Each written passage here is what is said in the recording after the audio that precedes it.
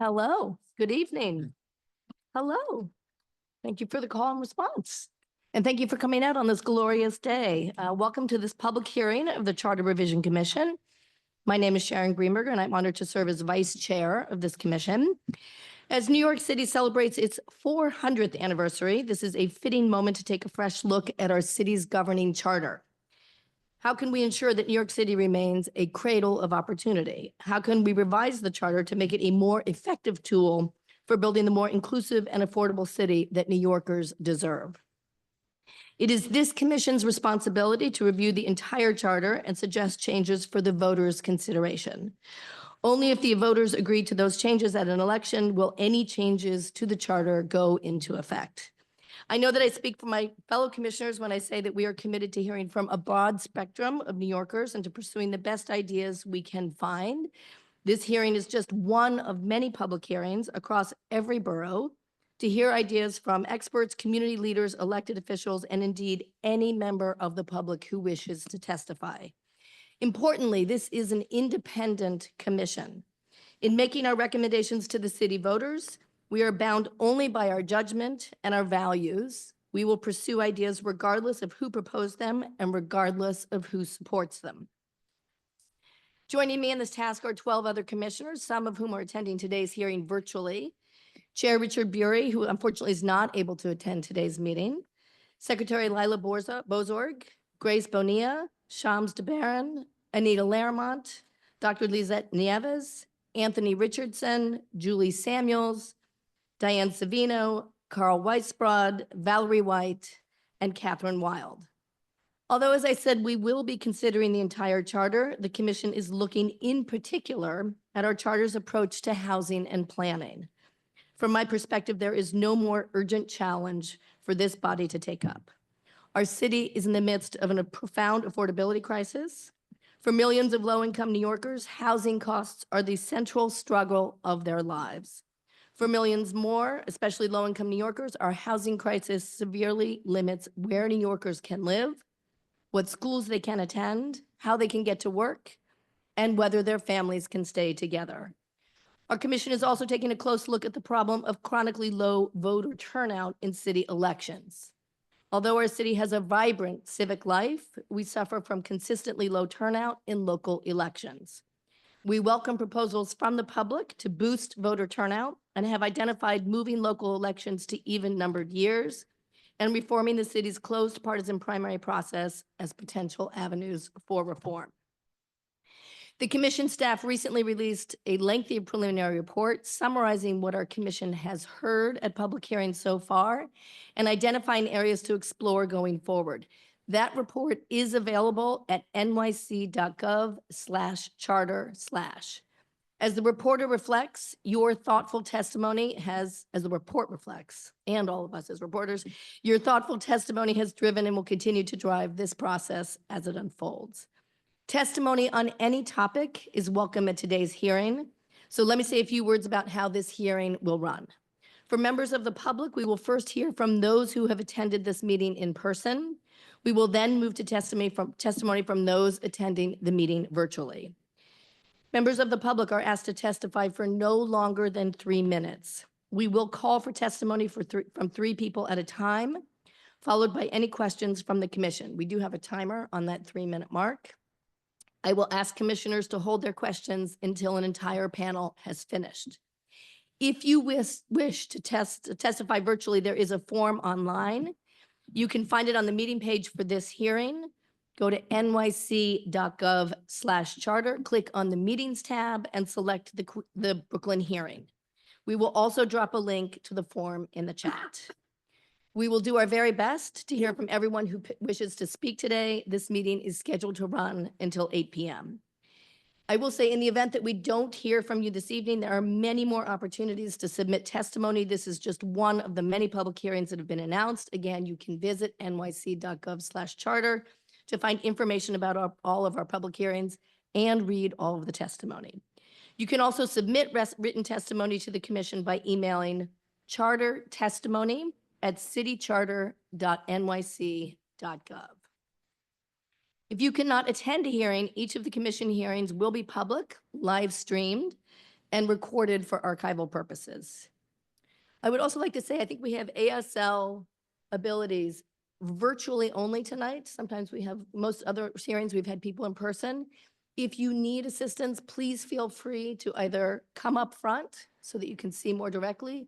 You can also go on your phone so that you can follow virtually. Okay.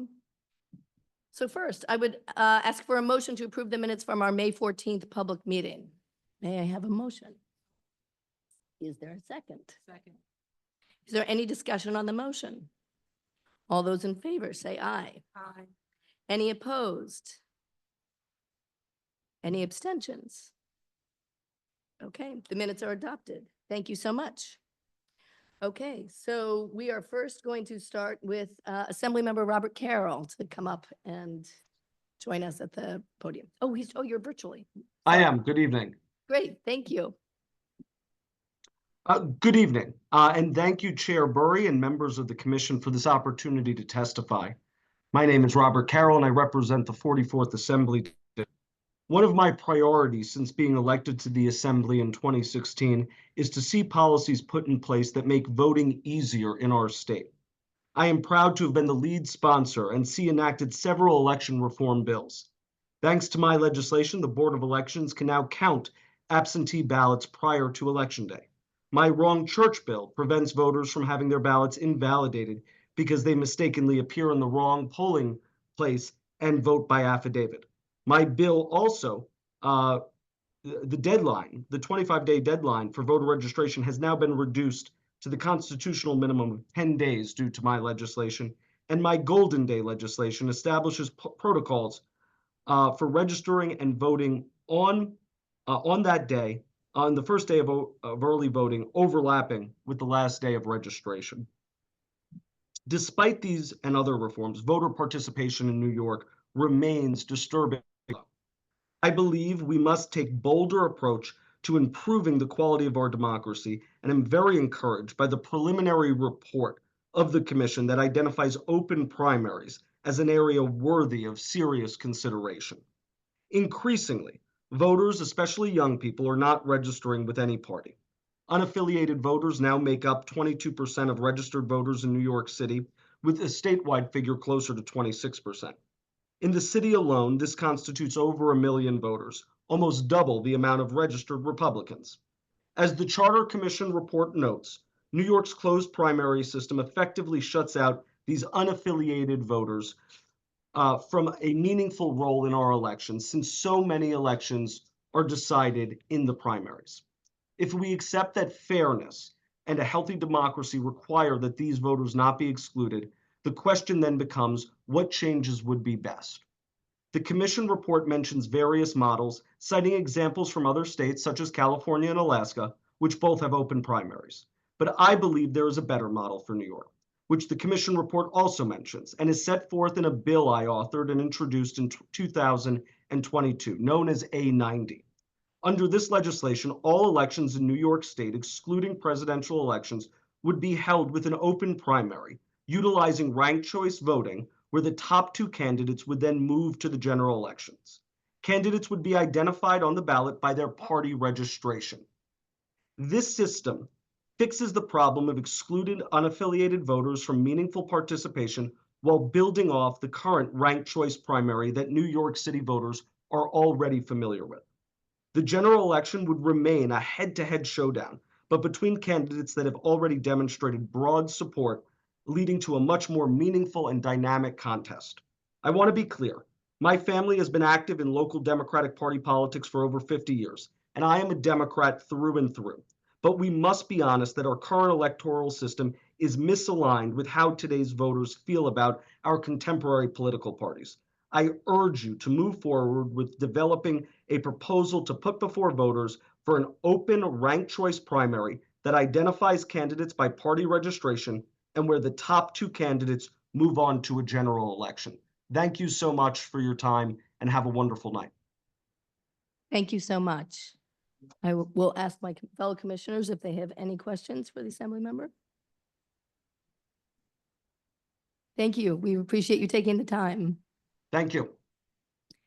Okay, we will start our panel discussions. We'll do this in pairs. So first, if I would ask John Arlon and Randy Piers to come up and join us, and I'm putting, oh, I'm sorry, I wrote it down wrong. John Avlon, my bad. Mr. Avlon and Mr. Piers, and I'm putting Tom Galaxy and Winston Pendergrass on notice. Yes.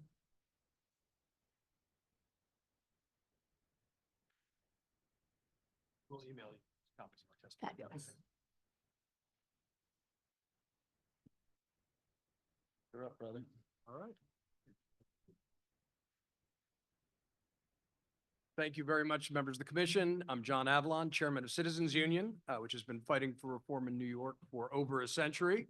We are focused on issues of fair and open elections, honest and accountable government, and a civically engaged public. Today, I'll be speaking on the topic of open primaries.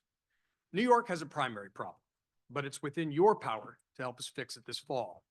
For decades, our city and state has suffered from falling voter turnout, especially in odd-year local elections. More than 1 million independent voters in New York City are effectively disenfranchised because they're barred from participating in low turnout, closed partisan primaries where most elections are decided. This is a prime driver of polarization and hyperpartisanship. It often empowers special interests and breeds cynicism on the side. But in 2025, New Yorkers may have a historic chance to change the game by voting for open primaries if this Charter Revision Commission puts forward your thoughtful and courageous recommendation to open the door to all voters. And it's hard to overstate how this would permanently change New York politics for the better. Voter participation in New York's municipal elections has been dropping for decades. In the 70s and 80s, turnout was above 50%, but it hasn't been above 30% since 2009. In 2021, just 9% of all registered voters in New York City cast a ballot for Eric Adams, the Democratic primary. Of course, he won the general election a landslide. This is not an outlier. In 2013, less than 7% of all New York voters cast a ballot for Bill de Blasio in the Democratic primary. This dynamic is bad for our democracy. It leads to apathy and alienation, but it doesn't need to be this way. There's a better way that is tried, tested, and true. In fact, more than 80% of mayoral races in the nation are chosen in some kind of nonpartisan election, including 42 of America's 50 largest cities. Cities like Los Angeles, Boston, Houston, Dallas, and Chicago, all of which have elected mayors from communities of color. According to the New York City Campaign Finance Board, research shows that primary systems that are open to unaffiliated voters or entirely nonpartisan tend to result in higher voter turnout and more representative electorates. New York deserves no less. That's why Citizens Union believes strongly New York should adopt an open primary system where all voters, regardless of party, can cast a ballot in the primary, and the top two candidates move on to the general election. Under this system, candidates can still list their party on the ballot, but every voter gets a say. This would not just complement ranked choice voting reforms that have been put in place, it will complete them.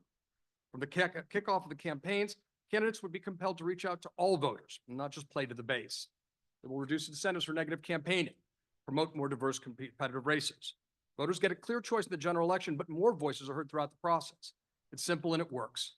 There's another reason to advance this reform. New York City's closed partisan primary currently shuts out nearly 22% of the electorate simply because they're independent. These unaffiliated voters are disproportionately young and diverse.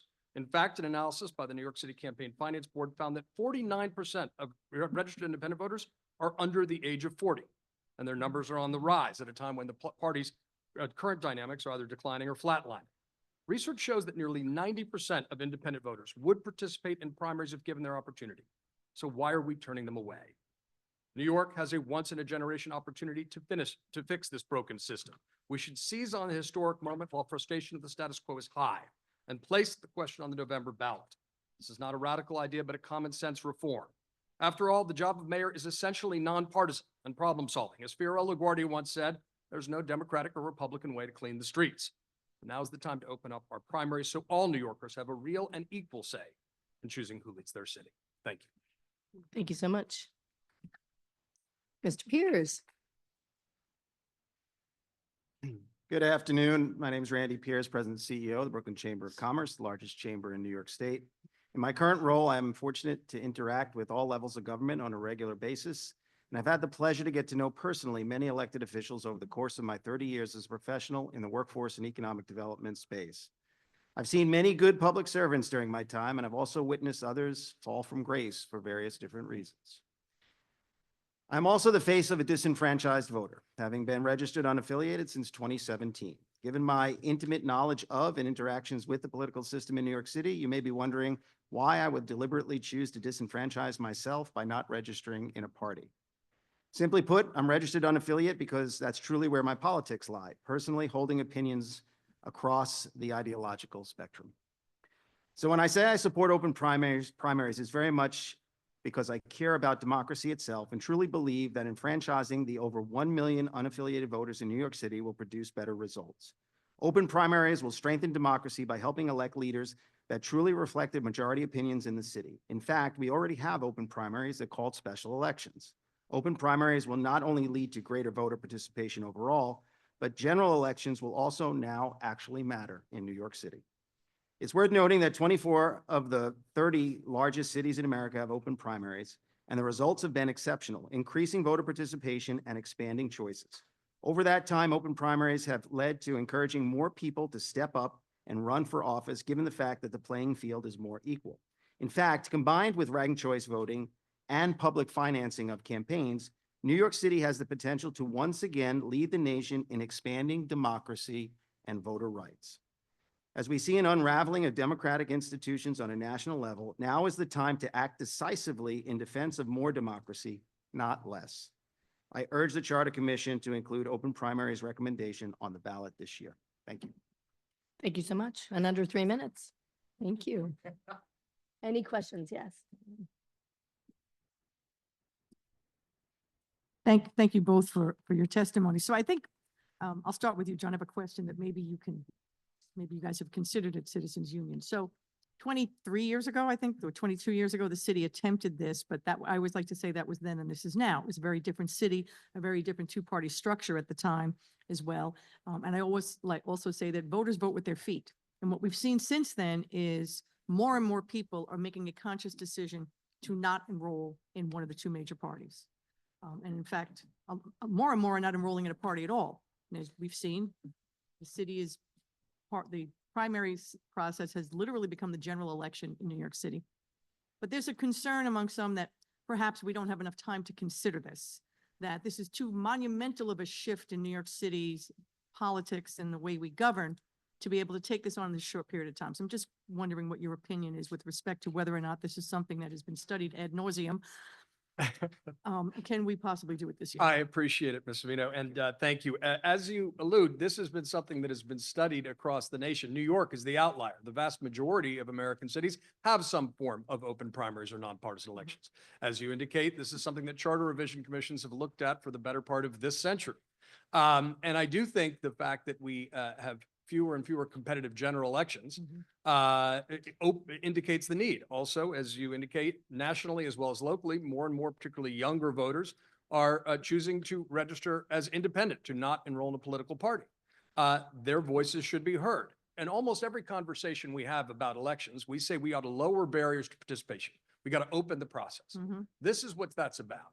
And anyone who's read your preliminary report, I don't think can credibly say this has not been a thoughtful, well-considered process.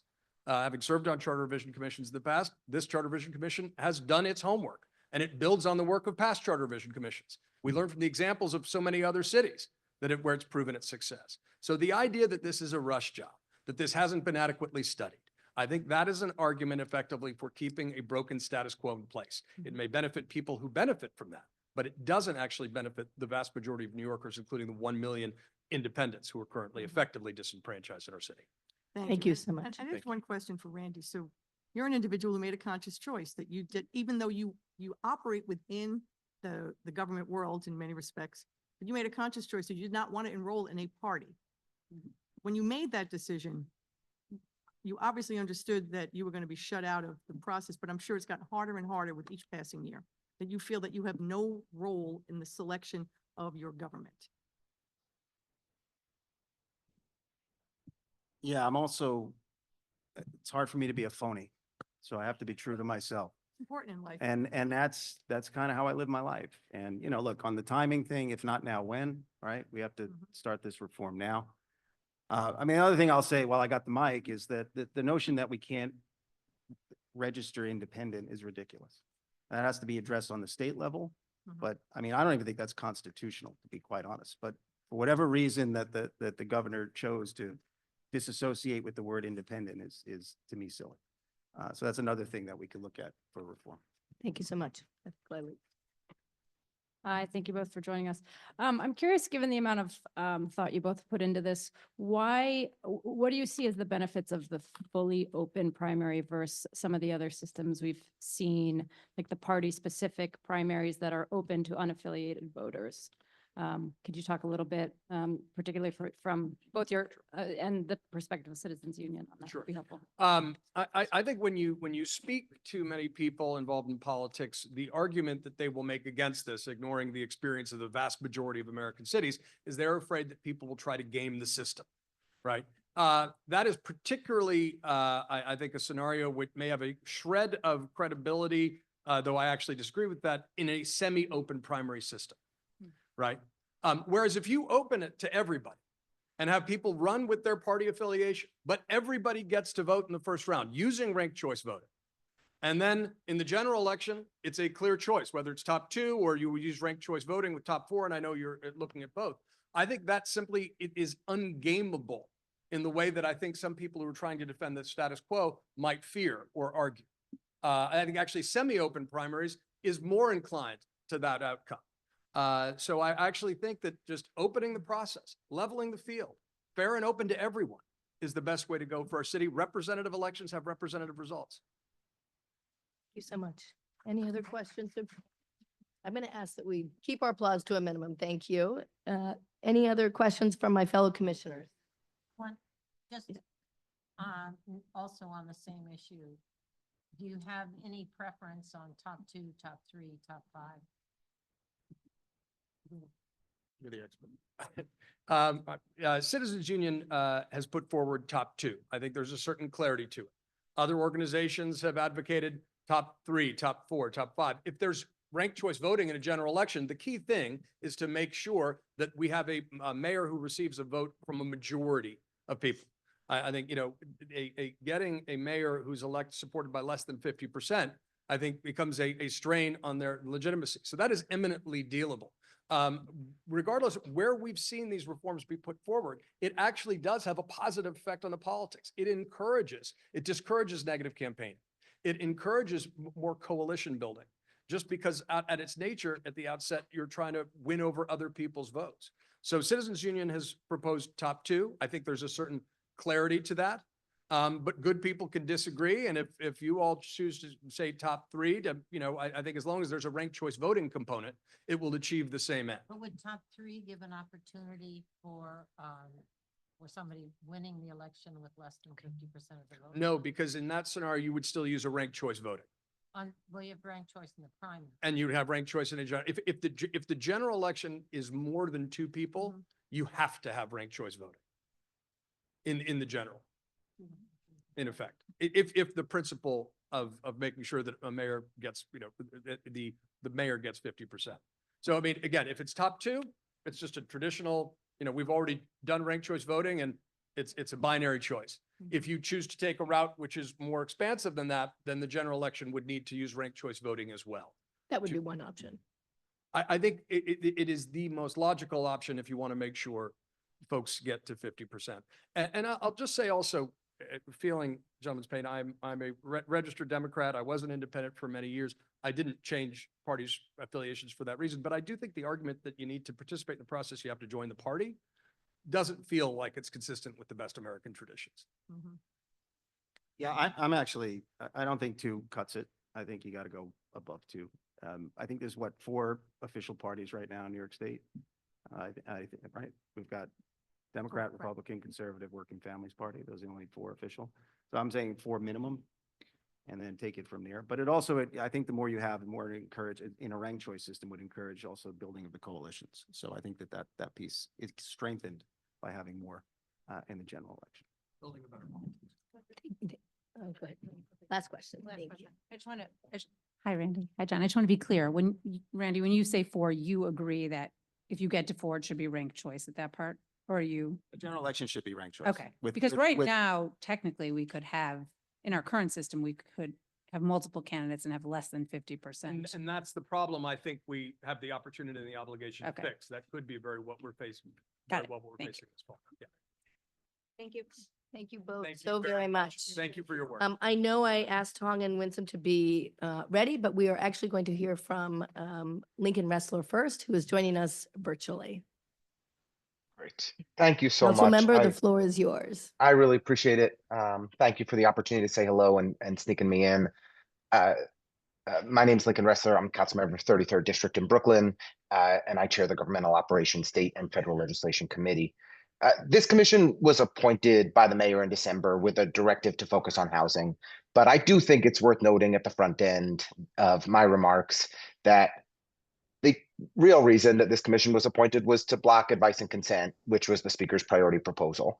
That being said, whatever the political rationale for creating this commission was, it doesn't prevent you all from doing good work. Appreciate the thoughtfulness that went into your report. And on a personal level, I have a great deal of respect for many of the people on this commission, especially the chair, vice chair, and others.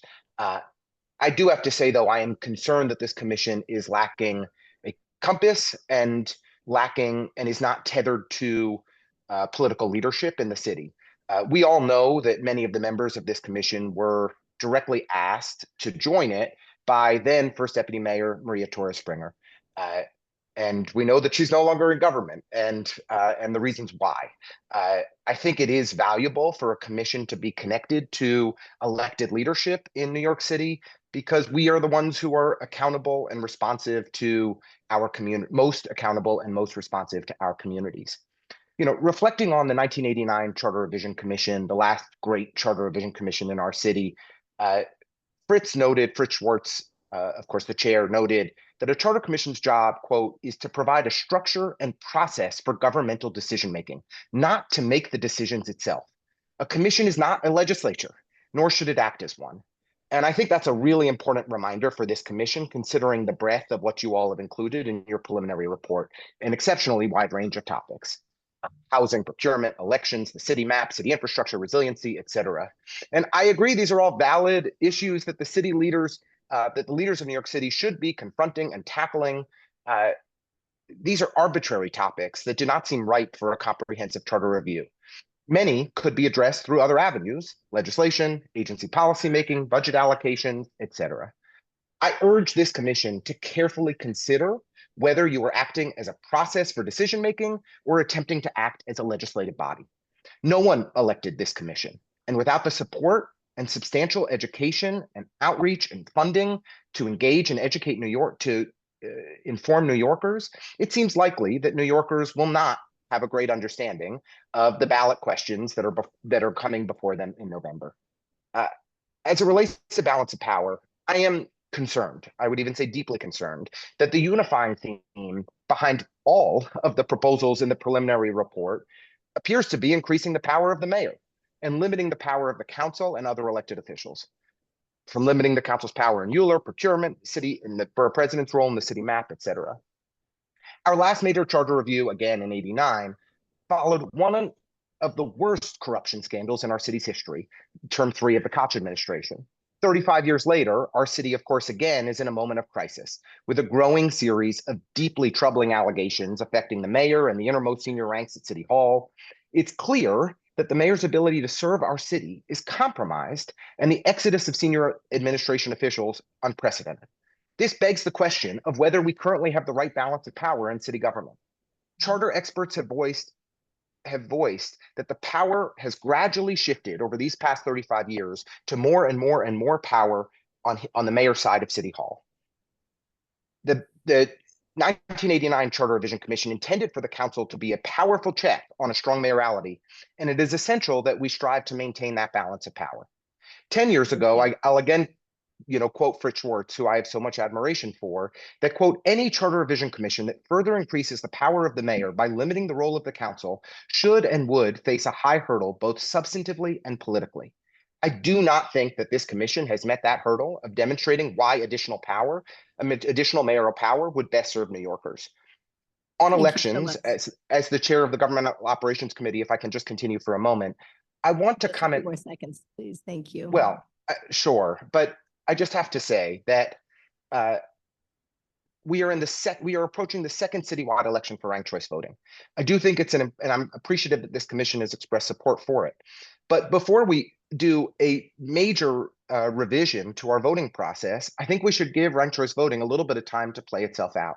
I am highly concerned about the proposals that you all have made. And I'll just say, I really think the right focus is on housing.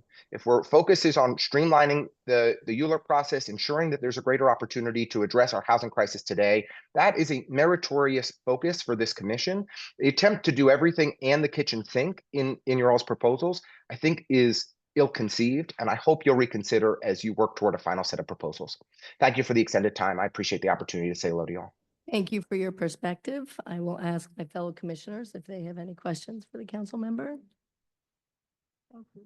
Thank you for your time. Appreciate it. We will return to Tong Galaxy and Winsome Pendergrass. Hi, Sharon. Thank you so much. First of all, really appreciate the commission's work. I thought the preliminary report, the intro letter, Alec, beautifully written. I was moved. Thank you for writing it. Thank you for all your work on contributing this. I have nothing new to add to the open primary stuff, the housing stuff.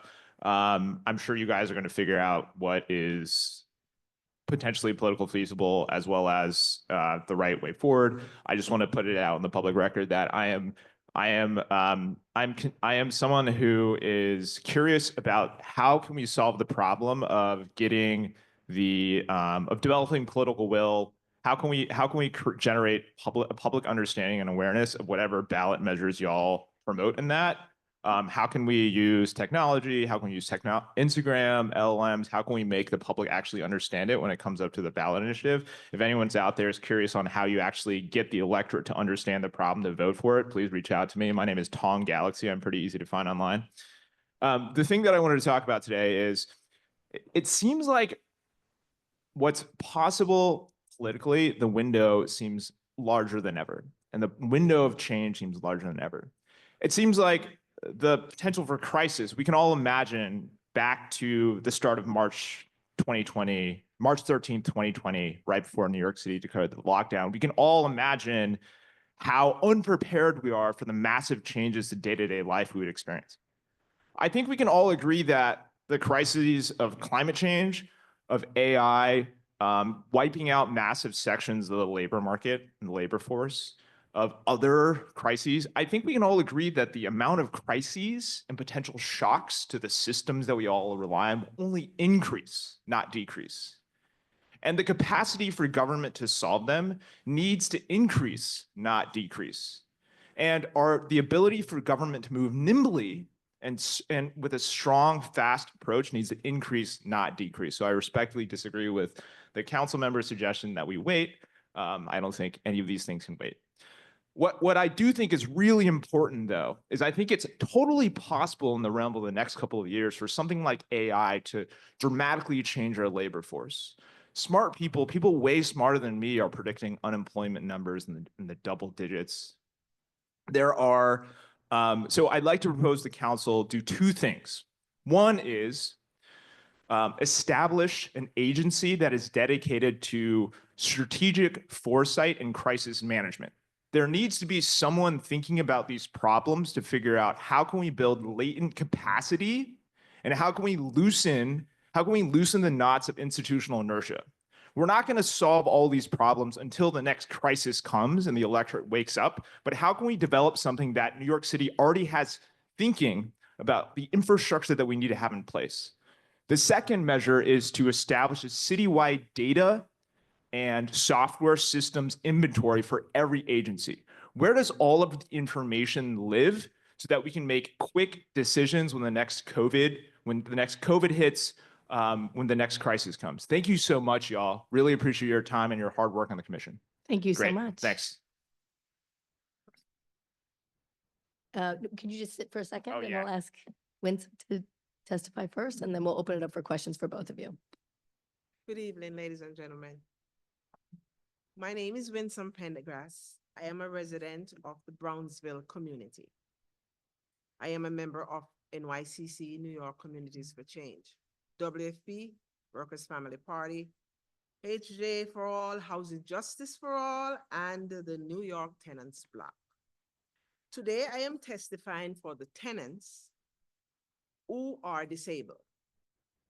I am testifying for the tenants who are at work doing the second and third shift and can't be here to stand or sit in front of you. We have seen firsthand what organized money, dark money looks like. It can be seen in the landlords association called REBNY. Due to our elections,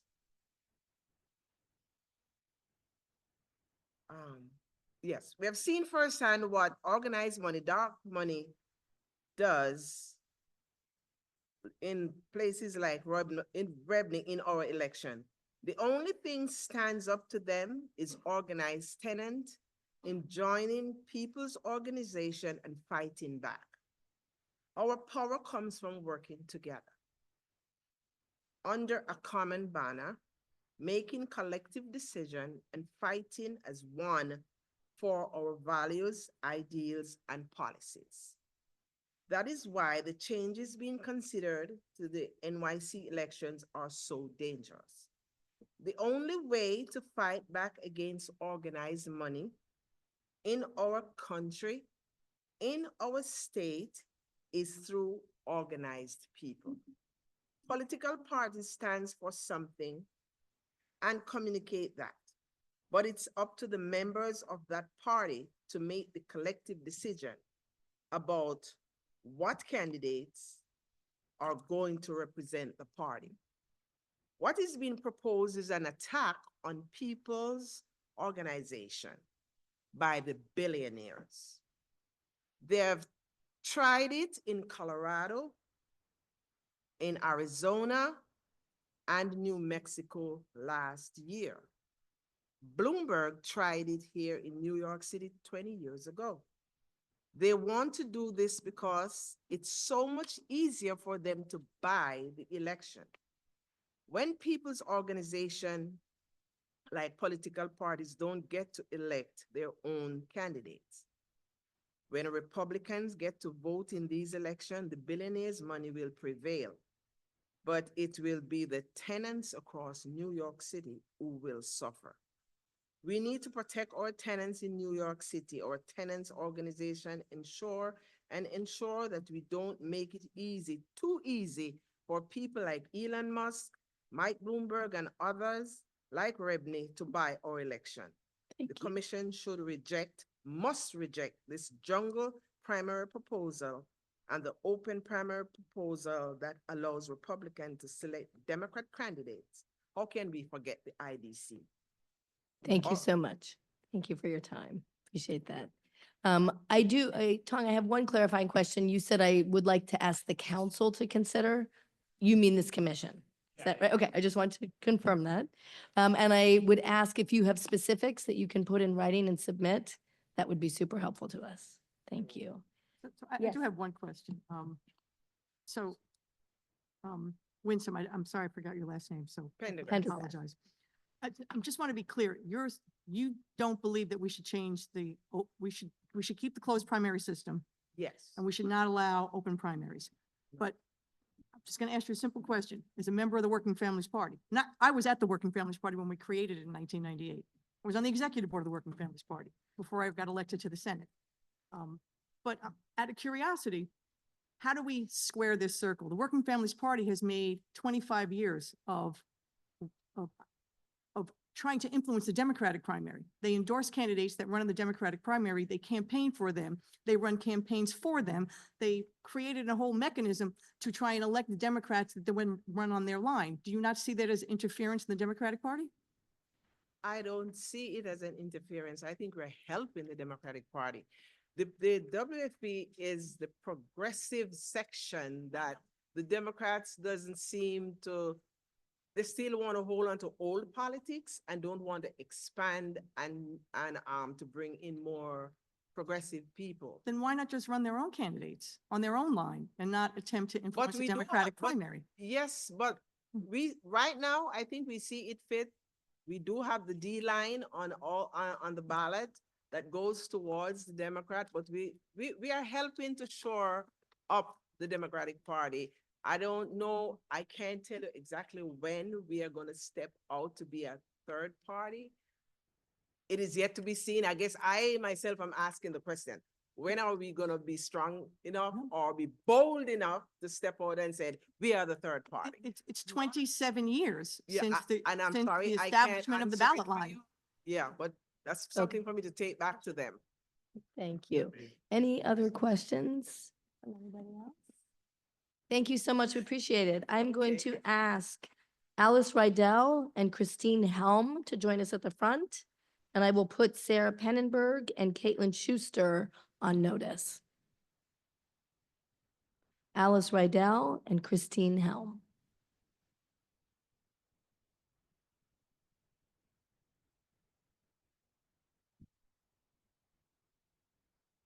Good evening.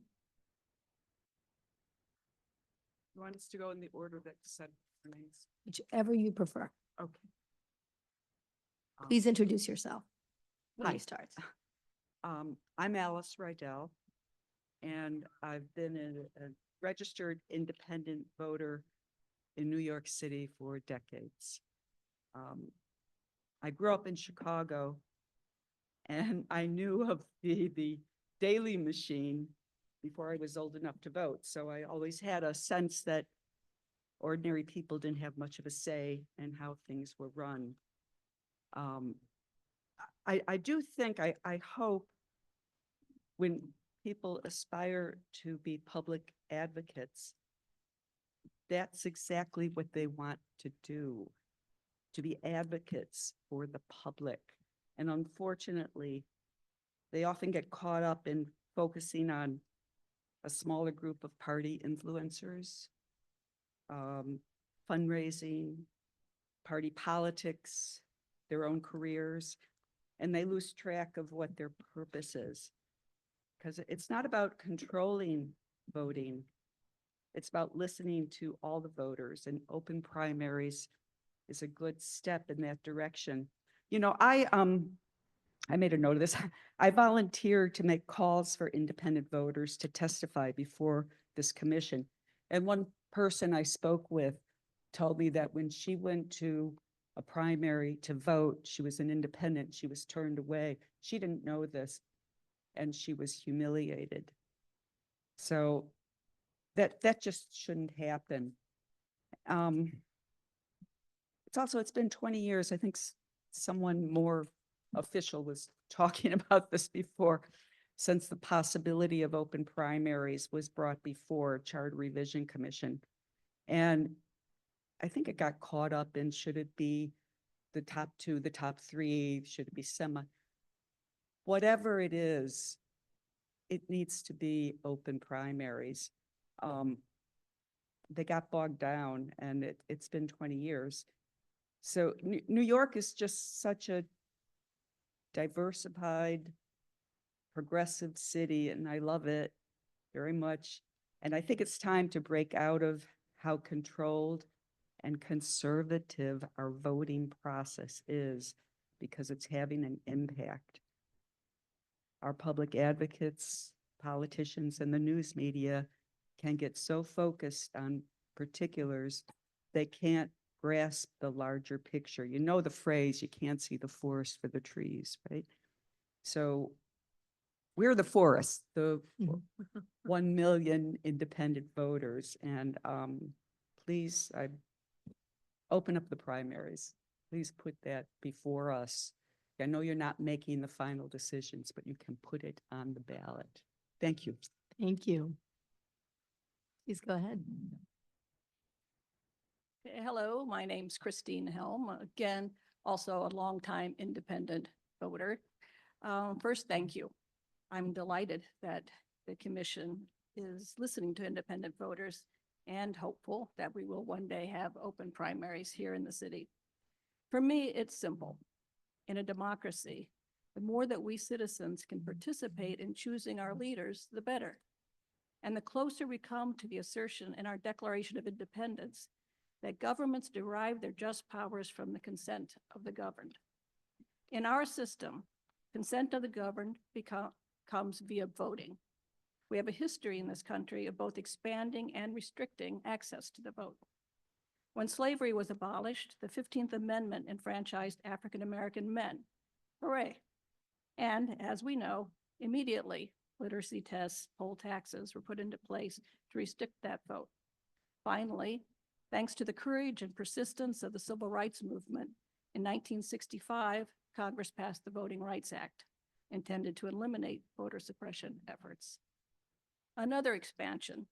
It's hard to believe now that it wasn't until 1920, my grandmother was 35, that women had the right to vote. A suffrage amendment did not pass the House of Representatives until 1919, and then was ratified in 1920. And that is also the result of a long and arduous struggle, decades of activism and protest. Let's keep opening the process. Our elections are mediated by private political parties to the extent that some elections are private, but paid for with my tax dollars. And if I choose not to join a party, to be an independent voter, I'm locked out of a critical stage of the election process. Candidates are chosen without my input. For a New Yorker, once the primaries are over, casting my vote is of little consequence. The real competition happens in the primary rather than the general election. I'm not alone. As you know, 22% of city's voters are unaffiliated.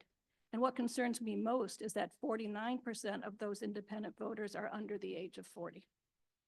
While I support the right of people to join parties and parties to support candidates, a growing number of citizens are dissatisfied with the parties, with partisanship, and are choosing to be independent.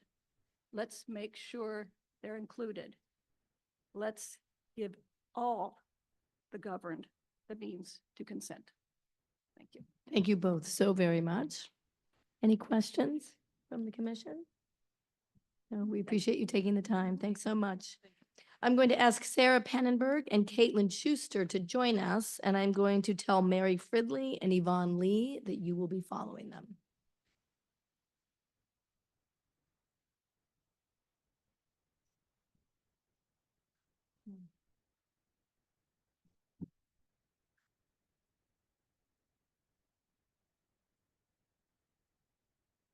Good evening, members of the Charter Revision Commission. My name is Caitlin Schuster. I'm here on behalf of SEIU Local 32BJ. 32BJ is the largest union of property service workers in the country. We represent over 175,000 members across 13 states, including over 90,000 in New York. 32BJ understands the urgency of the housing crisis, and our union recognizes that the city's ability to maximize housing production is constrained in part by the land review process in its current form. At the same time, we believe that the city's uniform land use review process is an important democratic institution through which community members and groups, including labor unions, have the opportunity to engage developers on the projects that shape New York City. Through decades of involvement in ULURP, our union has been able to defend hard-won industry standard wages and benefits, and to educate the real estate industry and legislators about the importance of creating good jobs in the property services sector. Of the proposals discussed in the Commission's preliminary report, 32BJ is concerned with proposed changes to the land use review process, which would apply to all actions, regardless of project size, such as some of those contained in the section of the preliminary report titled General Changes to ULURP. Similarly, 32BJ would not support blanket proposals, which would allow affordable projects, regardless of size, either to bypass the full ULURP or to access a separate approval process, such as one governed by the Board of Standards and Appeals. While 32BJ emphatically supports the construction of more affordable housing, this objective does not need to come at the expense of the public's ability to weigh in on large projects which employ hundreds of New Yorkers and have great impacts on the communities where they're built. On the other hand, our union is generally supportive of proposals which would streamline ULURP for modest projects, including upzonings which remain in low-density R1 to R5 districts, small to medium-sized developments in transit-dense areas, and small to medium-sized developments in neighborhoods which fail to meet housing production goals, such as those outlined in the Fair Housing Framework. And with that, we look forward to continuing to work with the Commission to ensure that its proposed revisions will balance the pressing need to build more housing with the preservation of representative democracy in the land use review process. Thank you. Thank you. Good evening. My name is Sarah Pennenberg. I'm also here on behalf of SEIU Local 32BJ. Among 32BJ members are thousands of contracted workers at city facilities, including just under 5,000 security officers who work and protect city contracted shelters. These are frontline workers in some of New York's most challenging workplace, serving the most vulnerable of our neighbors. These officers, the majority of who are Black and brown, the security vendors who work for them, many of which are MWBEs, experience significant downstream impacts of the city's delayed payment to social service providers. Today, there are thousands of security officers who are owed collectively tens of millions of dollars in back pay for a period stretching as far back as late 2021, an issue for which we believe insufficient and delays in city contract payments practice are at least partially to blame.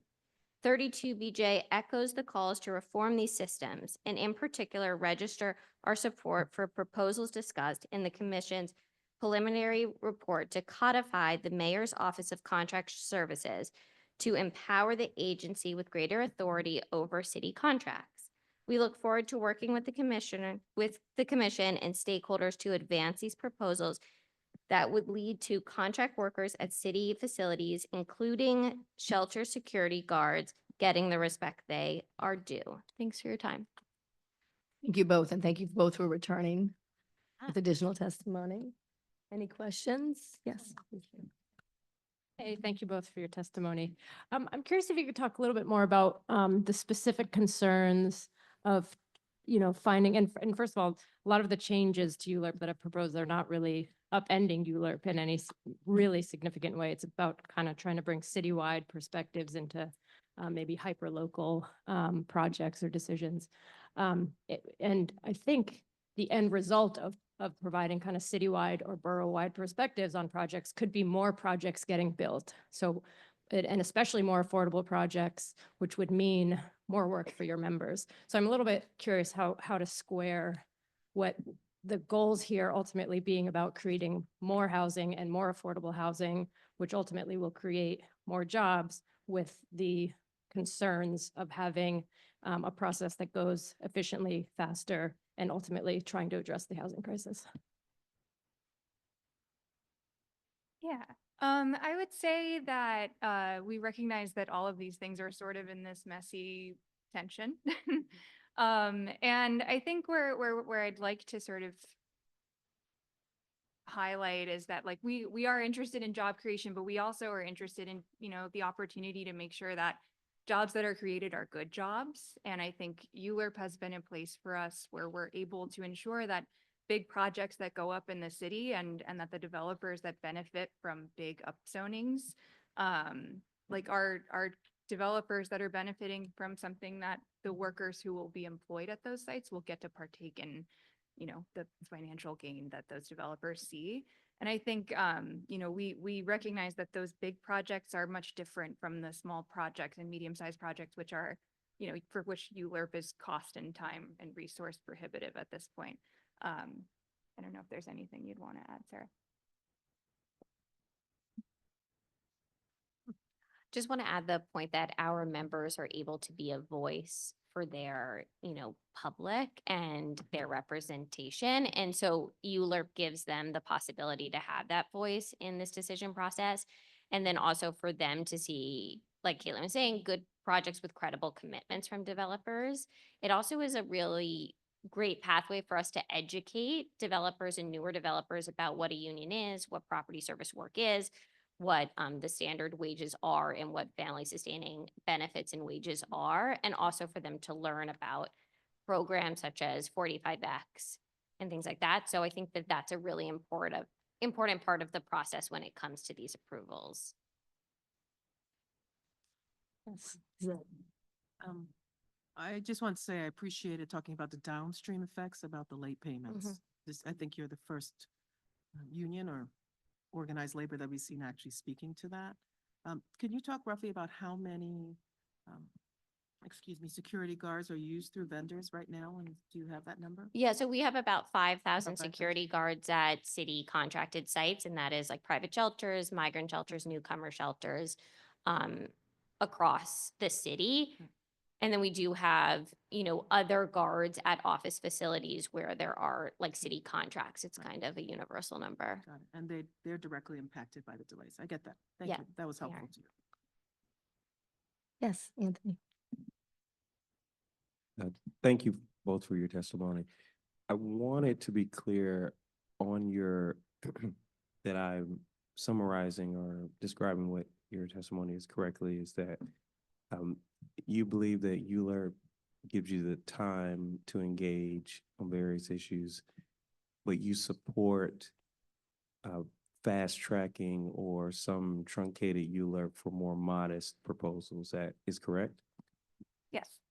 And do you have a specific proposal around like projects of a certain size? I just want to understand that you have a specific.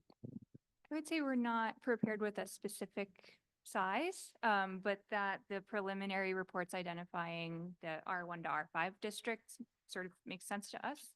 But, I don't think we have like a unit count in mind when we say that. Any other questions? Thank you so much. I'm going to ask Mary Fridley and Yvonne Lee to join us.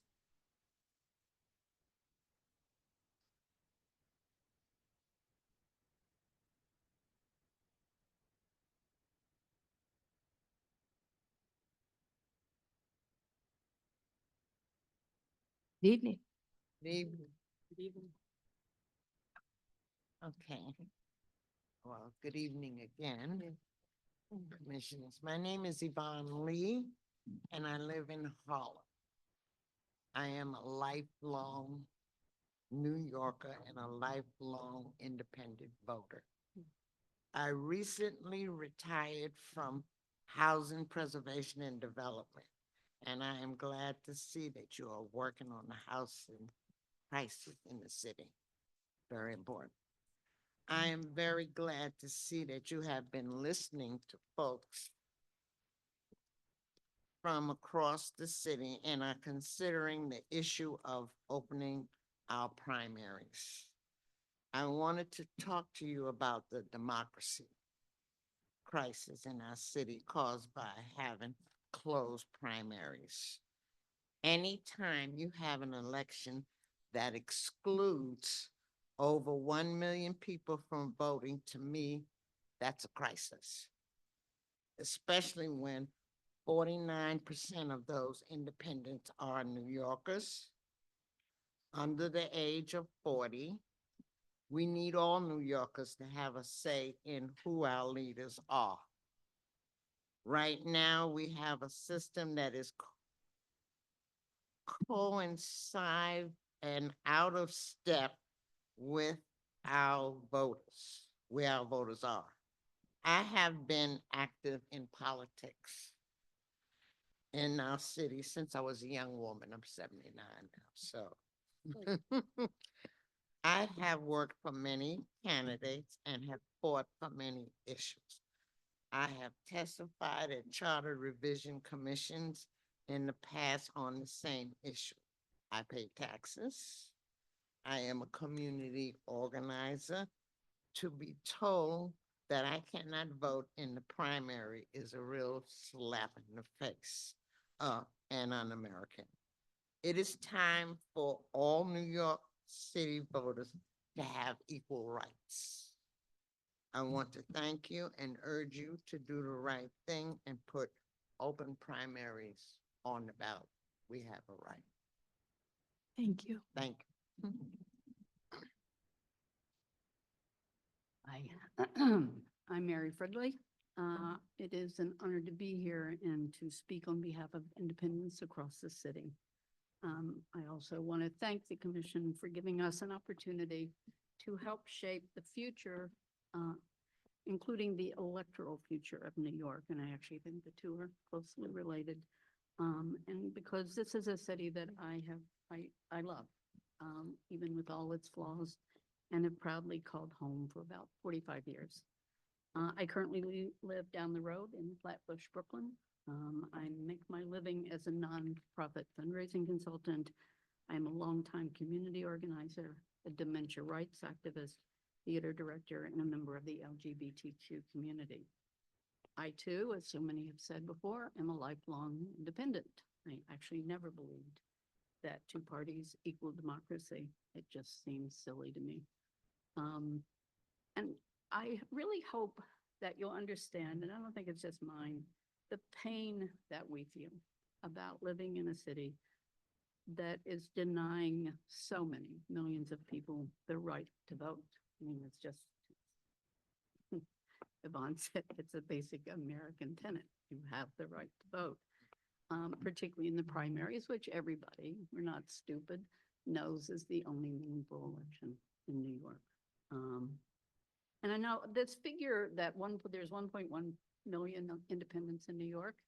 And I know everyone said it, but when somebody said that to me the other day, it was kind of like, wow, it's a lot of people. And so of course I went to Google, which that's where you go. And I learned that 1.1 million is more people than live in, I think it's like a dozen cities in the country have more than 1.1 million people. So we could be our own 13th largest city, which, sometimes we might want to consider that. And again, I know people have talked about the percentages in the Black community, the Latino community, but I just want to say, I don't know, honestly, I'm not going to throw out I didn't Google this. I don't know how many independents there are in the LGBTQ community, but I guarantee the number is rising because, speaking for myself, we did not fight for liberation, just to be told that the only way we could vote is to remain in what effectively is a two-party closet. And I've been advocating for open primaries a long time. So I know I've learned kind of two things. One, ordinary people are not stupid, contrary to popular belief or what some people say. We're not so easily confused. We get it. We get fairness. We understand that, yeah, there might be not a lot we can do about it. We get it. And the other thing that I've learned is the people who oppose it. Oh, no. But anyway, it will confuse and complicate things. So I really hope, to me, the question is simple. Please, please, please put on the ballot that we open up the primaries so that they're as free, fair, open, and independent as possible. Thank you. Thank you. Thank you both for your service. Any questions for our panelists? No, we so appreciate you taking the time. I'm going to ask Jasmine Marie and Sarah Prinsloo to come up and join us, and I'm putting Sophia Cohen and Melissa Fisher on notice that you are next. So Jasmine and Sarah.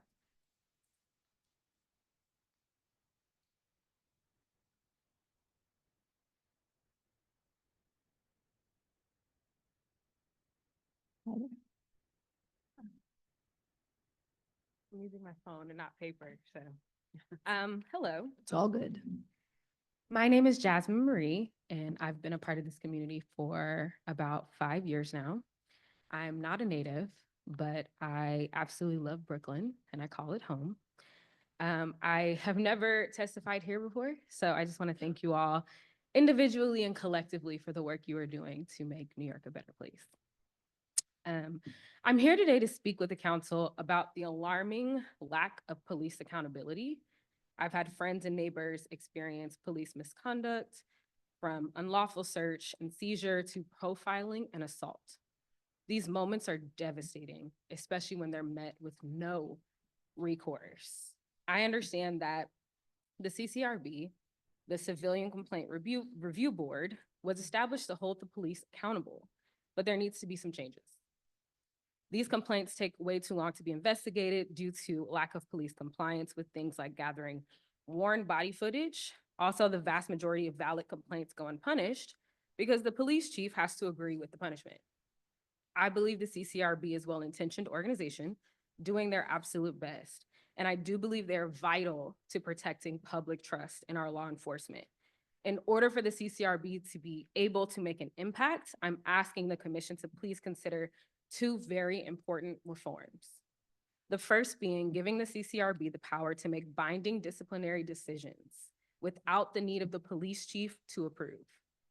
The second is to allow the CCRB access to body camera footage or worn body footage to be able to conduct investigations without waiting for access to be granted to them, which is why some of these complaints end up timing out because they don't get the footage they need to actually conduct an investigation and in a timely manner. I want to be clear that this is not an attack on the police, but rather accountability so that we can put our trust in those who are meant to protect us. I am by no means an expert. I am a producer and project manager.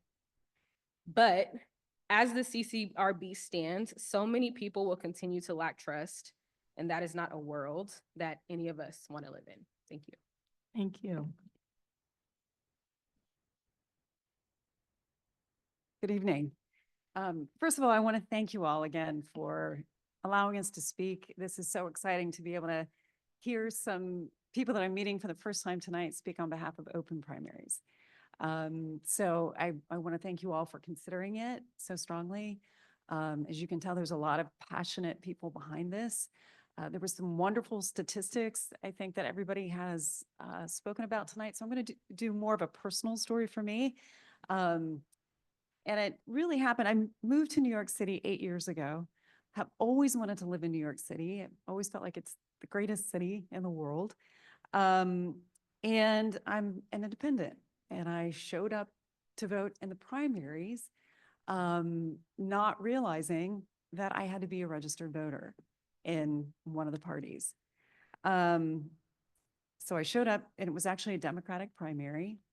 I gave them my name, and they looked at me like I was stupid and said, "You can't vote. You're not registered with the party." And the devastation that I felt when I heard that, knowing that my voice wasn't going to be heard in that election, was so hard. And I think for me, I was raised to do my civic duty, to always vote. I had a great grandmother that I knew who was 103 when she passed away. And she went through the women's right to vote. She was born in 1899. And she knew what it was like not to have that right. And so that was always instilled in me to make sure you always show up, make sure that your voice is heard. And so it was extremely disappointing for me to get turned away and not be able to vote. And I think the other concern that I see in the city and also really almost nationally is that we are seeing more and more people not affiliate themselves with a Democrat or Republican Party. And we're seeing also in especially the younger generation where they're losing faith in democracy because their voice isn't being heard. And that's really concerning to me. And there's a saying that, there's democracy is the worst form of government except for all the others. And so we have to keep the faith in that. We have to make sure that everybody has the right to vote. And this is the way that we can allow to do that. I think some great, again, statistics were proven tonight and some wonderful ways on how to present it. And I think the smart minds will figure that out, but it's important that at least goes to ballot so we have another right to vote on how the system is done. So thank you again for your Thank you so much. And for the record, could you just share your name? Oh, yes, I'm so sorry. Sarah Prinsloo. Thank you so much. Any questions for either of our panelists? Thank you. Appreciate it. Sophia Cohen and Melissa Fisher, if you could come join us, and Gwen Lowenheim and Cheryl Williams, you'll be up next.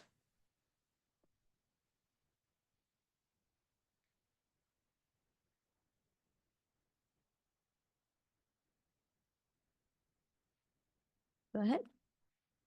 Yes, my name is Sophia Zaharia Cohen. Just let you know, I'm nervous. I'm not good public speaking. I have a phobia, but I think it's very. You're already doing great. I think it's very important for me to be here. So thank you for giving me the opportunity to speak here. I am fully in favor of New York City adopting an open primary system because I think that it will encourage voters to become more engaged in the process. For example, I'm a registered Democrat, but consider myself to be an independent-minded voter. The current closed primary process often results in a candidate who seems to be pre-chosen by the party. While sometimes I may like that candidate, the closed primary system has already made its choice for me. As a result, I feel like I have very little say in this part of the process. So when that happens, it's human nature to become less engaged, unfortunately. My belief is that open primary system will help alleviate this issue and result in voters becoming more engaged because they will feel like they have a stronger voice in the process. Thank you so much for considering putting open primaries on the ballot. It's very appreciated. Thank you. Thank you for testifying. Hi, my name is Melissa Fisher. I wanted to thank everybody for considering open primaries as part of the commission's work. I have recently retired, having served as a director of development for several nonprofits in the city. On a personal level, I've been an independent for most of my voting life, despite the fact that I grew up Irish Catholic in Massachusetts during the Kennedy era. And early on, I was also a registered Democrat. As I learned more about politics, I realized that neither party really truly represented me, and I became an independent. Unfortunately, because of the closed primaries, at the beginning of the year, I felt so strongly about the upcoming mayoral election that I reluctantly decided for the first time in decades to register as a Democrat. I shouldn't have to be a member of a party to exercise my constitutional right to vote in our elections. New York thrives on diversity. It's one of our greatest strengths. It's a city of millions of voices, speaking different languages, carrying different stories, and shaping different visions for our future. Yet when it comes to local elections, too many voices are silenced before the general election even begins. Every voice should count, not just at the finish line, but at the start of the democratic process. I'm not going to go through all the statistics that everybody's already gone through.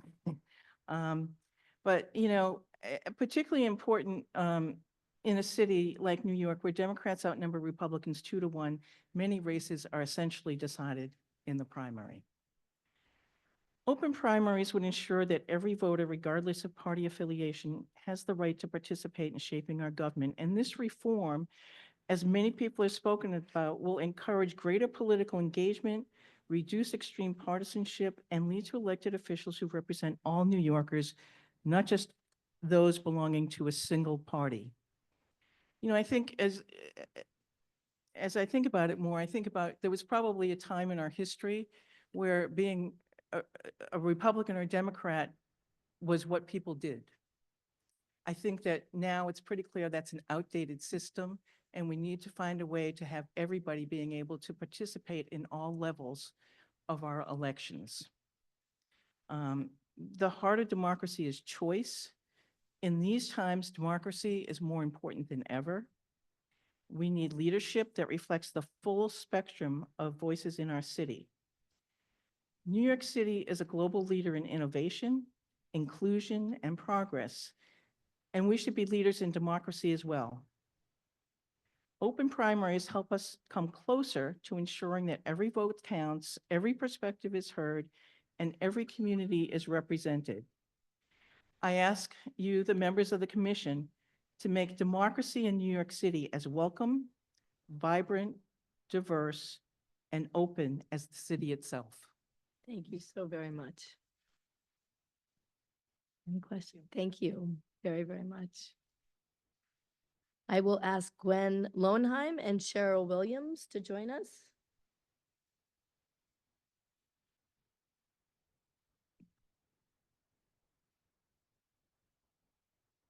Hello. Hello. Can you hear me? Yes, we can. I'm very, very glad to be here. And please make sure you share your name. I'm Gwen Lowenheim. I live in the Flatbush area of Brooklyn, right here.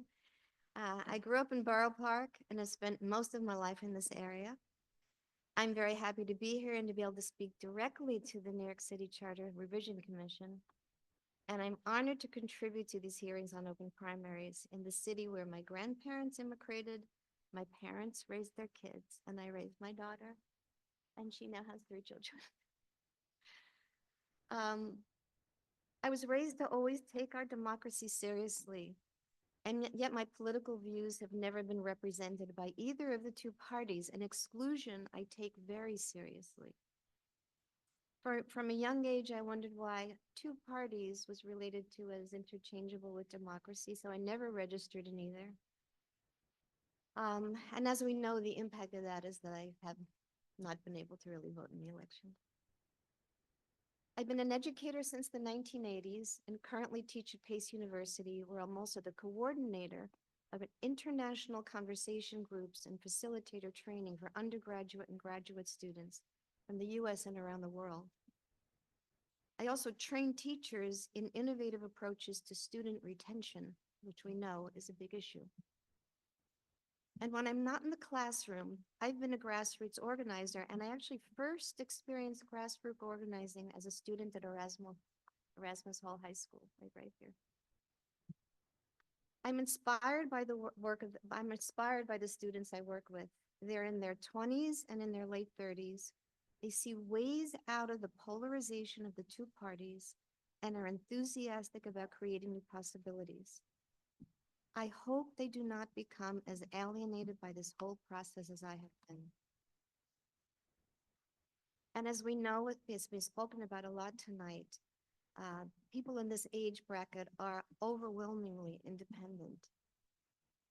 If we opened our primaries and gave independents a real voice, we'd unlock a flood of fresh ideas and practical solutions for our economy, for housing. I really support the passionate direction about what needs to be done for housing tonight. Let some innovation come through. The 2 parties are too connected to real estate interests.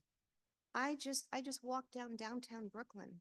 Everybody should do it. Go downtown towards the bridge. There's a whole new city there. And where is all the housing of the people that grew up there? I don't think the 2 parties are going to solve this issue. So bring in the new voices, the new ways of seeing what's possible. And that's really what I had to say. Perfect. Thank you. Thank you.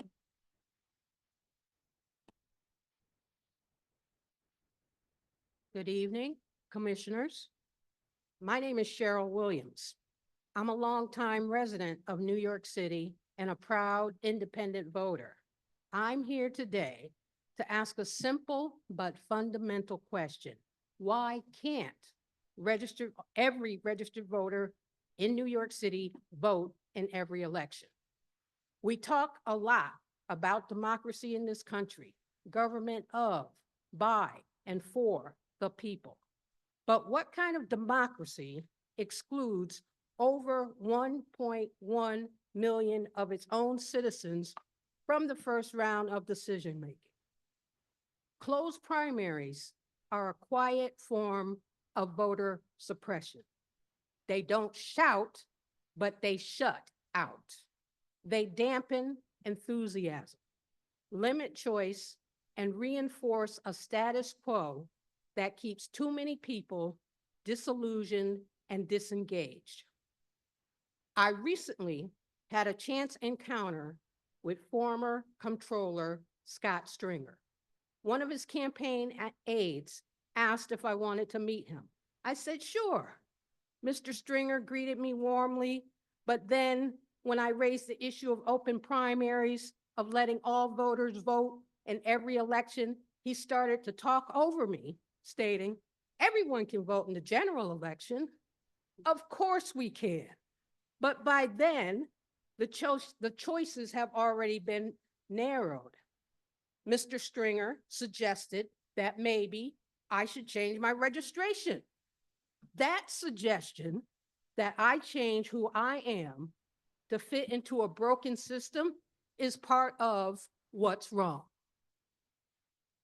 New ideas and new voices are trying to be heard, and the doors keep getting slammed shut.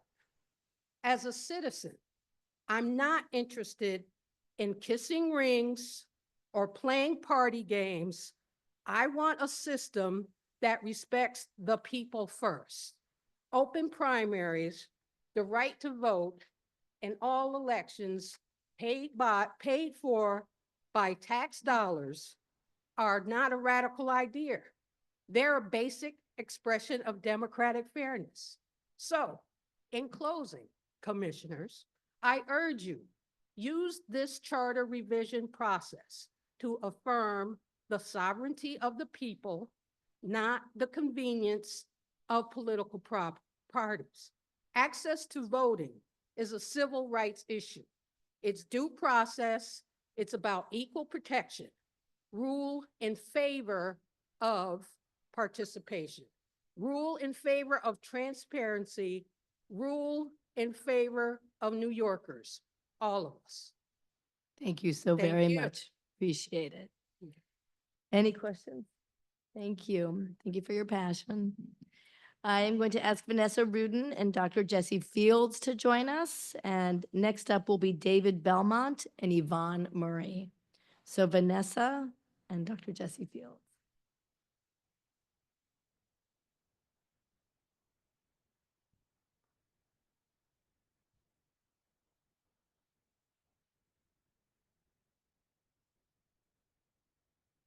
Oh, we'll take them, yeah. Thank you.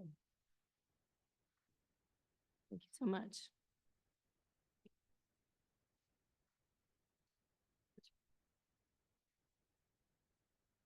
Hi, my name is Vanessa Rudin. My phone has died, so hopefully I can remember what I was going to say. I've always been an unaffiliated voter. And actually, I thought that I was one of like 1% in the country until the pandemic. For some reason, it came out that there were at least 30%. It was growing. It might be 40% or 50% nationwide. I'm like, oh my gosh, there's all these people like me. I had no idea. I really thought I was alone. And I will say that I've never come to a city level meeting and very rarely a state level meeting until today, because this so inspired me. To me, it's like a nonpartisan issue, if you will, so that all of us can vote. Sorry, I have to remember what I was going to say. Well, probably out of order, but I think that in response, I'm a mom, a renter. I'm absolutely not a billionaire, and I'm sure I never will be. I'm not worried that having ranked choice voting will promote billionaires. In fact, I think it would work the opposite, because if you have ranked choice voting, you need to consider more of the population to get them to choose you and rank you, and you will have more than 50% of the vote, and you will probably have more people voting, because what is the point if it's really already decided? Whereas in this case, it wouldn't already be decided. And so people would be like, oh, I better go down and put in my voice. So to me, that's not a consideration, with all due respect to the other speaker. And then in response to the council member, I mean, I guess it's a little bit ironic, because I understand the concern over giving a mayor, any mayor, too much power. But in essence, the commission putting this on as a choice for the people, that actually absolutely gives the power to the people, not to the mayor. And in fact, once again, it gives more power to the people, because the mayor has to be responsive to more of the population, because more than 50% would have chosen them first or second choice. And then the final thing I'll say, which is interesting just hearing everyone speak, although I definitely think it would be great to have ranked choice voting at the primary level, and then either the two choice or ranked choice. If there's more than two choices, I think either one of those could work well. I think, almost ironically, I'm not suggesting this, but if you didn't have ranked choice in the primaries, if for some reason the parties wouldn't agree to that, if you even had ranked choice after that, it would probably make an improvement, because some of the smaller parties would have a bigger chance. It's not my favorite choice, but I'm just saying that would be another option. I think the ranked choice and then either two to choices or ranked choice in 3 or 4 is the best option. So thank you so much for letting me speak. Thank you.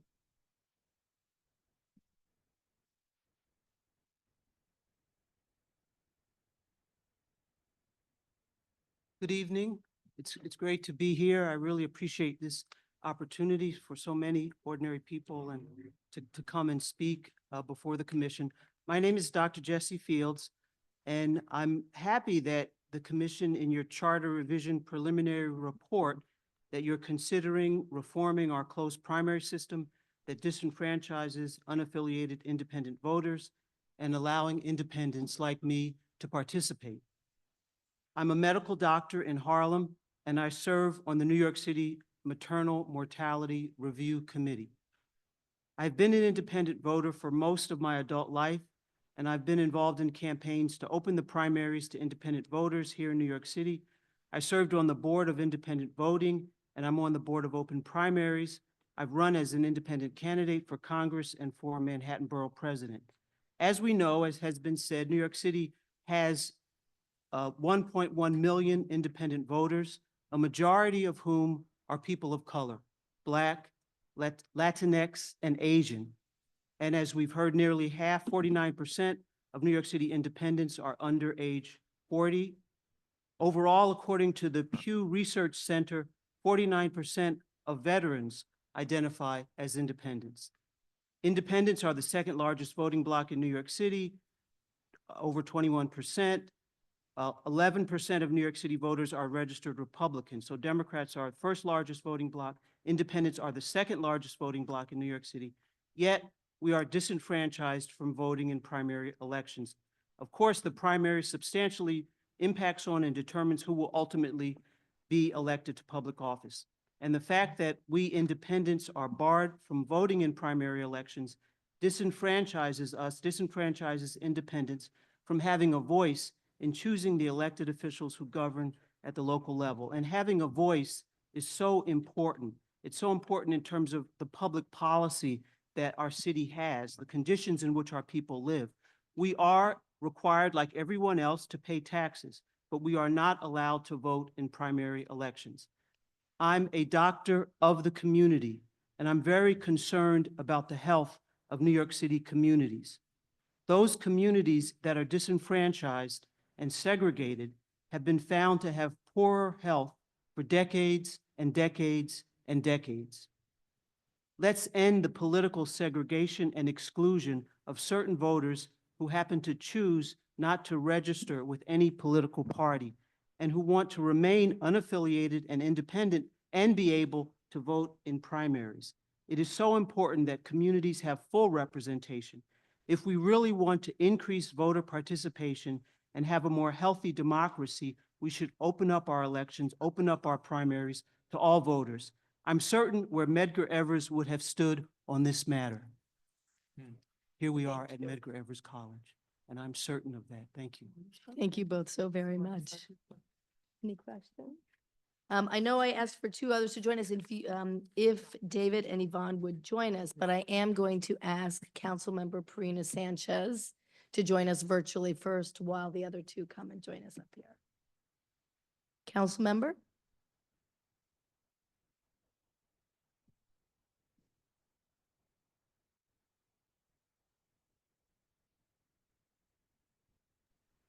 Okay.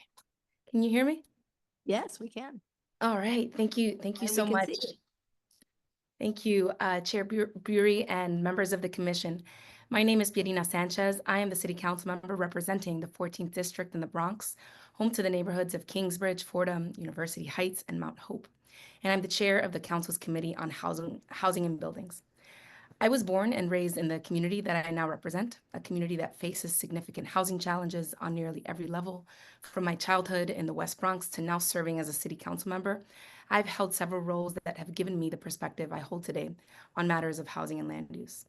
I served, and by the way, I'm gonna do the disclaimer that my staff convinced me to say all of this about me before launching into my recommendations. Thank you, Ben. I served for 4 years as New York Director of the Regional Plan Association, where I authored Inclusive City, which is a report focused on equitable planning and land use strategies, as well as pushed out a regional analysis of housing displacement risk and residential segregation. In my own community of the West Bronx, I co-founded the Jerome Avenue Revitalization Collaborative in response to the Jerome Avenue rezoning, during which I served on Bronx Community Board 5. And in its 7 years of existence, JARC's task has been twofold: to ensure implementation of the rezoning's point of agreement and to advance inclusive growth along the Jerome corridor. In my time at City Hall during the de Blasio administration, I negotiated several rezonings, including the Bay Street Corridor neighborhood plan in Staten Island and a number of smaller projects throughout the 5 boroughs. And finally, in my first 4 years as council member, I have championed bold steps that we must take to confront the housing crisis, including supporting the City of Yes zoning text amendment in tandem with a $5 billion investments in City for All, the council secured and is working with the administration to implement. I mention all of this to ground my testimony in the experience that has spanned many sides of the land use process as a community advocate, a planner, a City Hall negotiator, and now as a City Council member. Tonight, I would like to offer my perspective on land use reforms to the city charter that will bring us closer to a just city, where all New Yorkers, regardless of background, have the opportunity to put roots down and call this place home. I sincerely hope that the Commission will think big as it considers structural reform, and that you do so with a faith in New Yorkers. Faith that when equipped with the right tools, when treated with respect by their city government, our neighbors can be invaluable partners in planning for our collective future. First, the Commission should consider charter reforms that build on the Speaker's Fair Housing Framework, passed in December 2023. This legislation was an important first step toward addressing a striking inequity: that in the past decade, just 10 council districts, including mine, have built more than the other 41 combined. That is unacceptable. For too long, the same neighborhoods have been asked to bear the entire city's burden. While citywide text amendments are an important step, we should pursue system changes that ensure every community does its part. The framework requires, starting next year, that the city set 5-year housing targets for each of our 59 community districts. These targets are to be incorporated into the city's Fair Housing Plan and are accomplished with a strategic equity framework that will identify barriers to ensuring that every community contributes their fair share of housing and affordable housing. Setting targets is a good baseline, but what comes next? What happens if a community district consistently does not reach its targets? What happens to those that do? What combination of carrots and sticks can the city establish to incentivize compliance? How can we empower communities to chart their own path to reaching their housing targets? To allow the Fair Housing Framework to reach its full potential, the Commission should consider a charter mechanism that gives framework teeth, some kind of enforceability or expedited review for districts that fall short of meeting their fair share. If very little new housing is being built in an area, not because of market conditions, but because of a refusal to approve even a modest number of new homes, our land use process must be able to solve for that scenario. Similarly, the Commission should consider whether existing community planning tools in the charter can be better integrated with the Fair Housing Framework, so that districts who want to meet their targets are empowered to do so through planning and not just zoning. Second, the Commission should consider charter reforms that allow for accelerated review processes for projects that are A, 100% affordable and target neighborhood level incomes, B, fall below a certain density threshold and are disincentivized under ULURP today, and C, align with an adopted community plan, borough plan, or a comprehensive plan. What I'm suggesting here is that there are certain kinds of housing that are badly needed in this moment of crisis, whether they are meeting the needs of low-income New Yorkers, adding gentle density, or aligned with strategic planning. ULURP should not treat these projects the same way they treat a market rate development that needs a zoning change. An accelerated review for this limited universe of projects would of course need to preserve robust opportunities for public engagement, including a role for the council. But it would recognize that our land use process can and should reflect the urgency with which we must act to house our neighbors. Third, the commission should consider charter reforms that strengthen accountability for city commitments or points of agreement made as part of large-scale rezonings. The potential of neighborhood rezonings to build large chunks of housing integrated with community needs unfortunately received very little mention in the Commission's preliminary report, which focused almost entirely on private applications. When the council adopts a neighborhood rezoning, it often comes after weeks of intense negotiation that culminate in a points of agreement. These documents state that the administration's commitment to make significant investments, usually on the capital side, in the neighborhood that it seeks to rezone.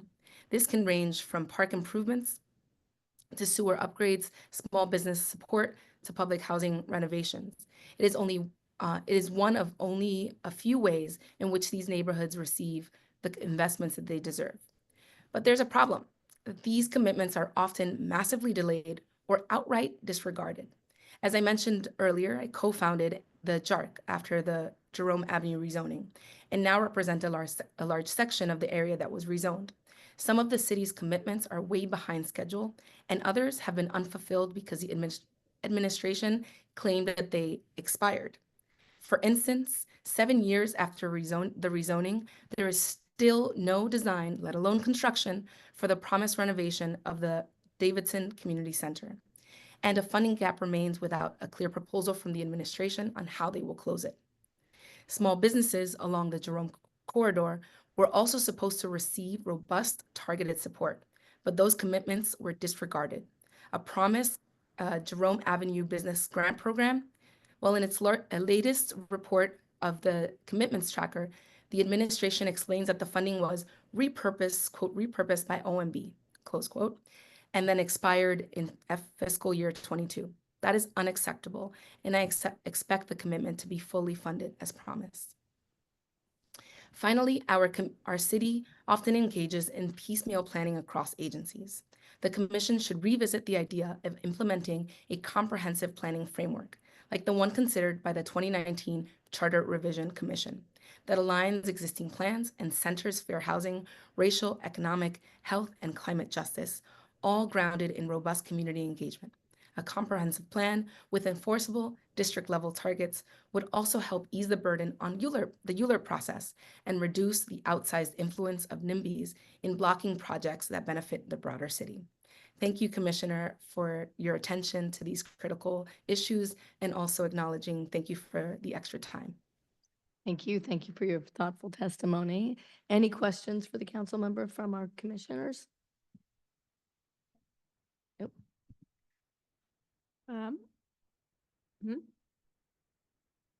Oh, Shams, go ahead. Yeah, I just wanted to one, commend you, Councilwoman, for bringing that up, and I appreciate your service as well. So all I wanted to ask is if you were submitting your testimony in writing also and had other information that I could look at specifically, and I would appreciate it. Thank you. Okay. Yes, thank you, and great to see you, Shan. Thank you. Hi, council member, thanks for your testimony. I also just wanted to thank you for your leadership on all housing issues from all the various seats you've held.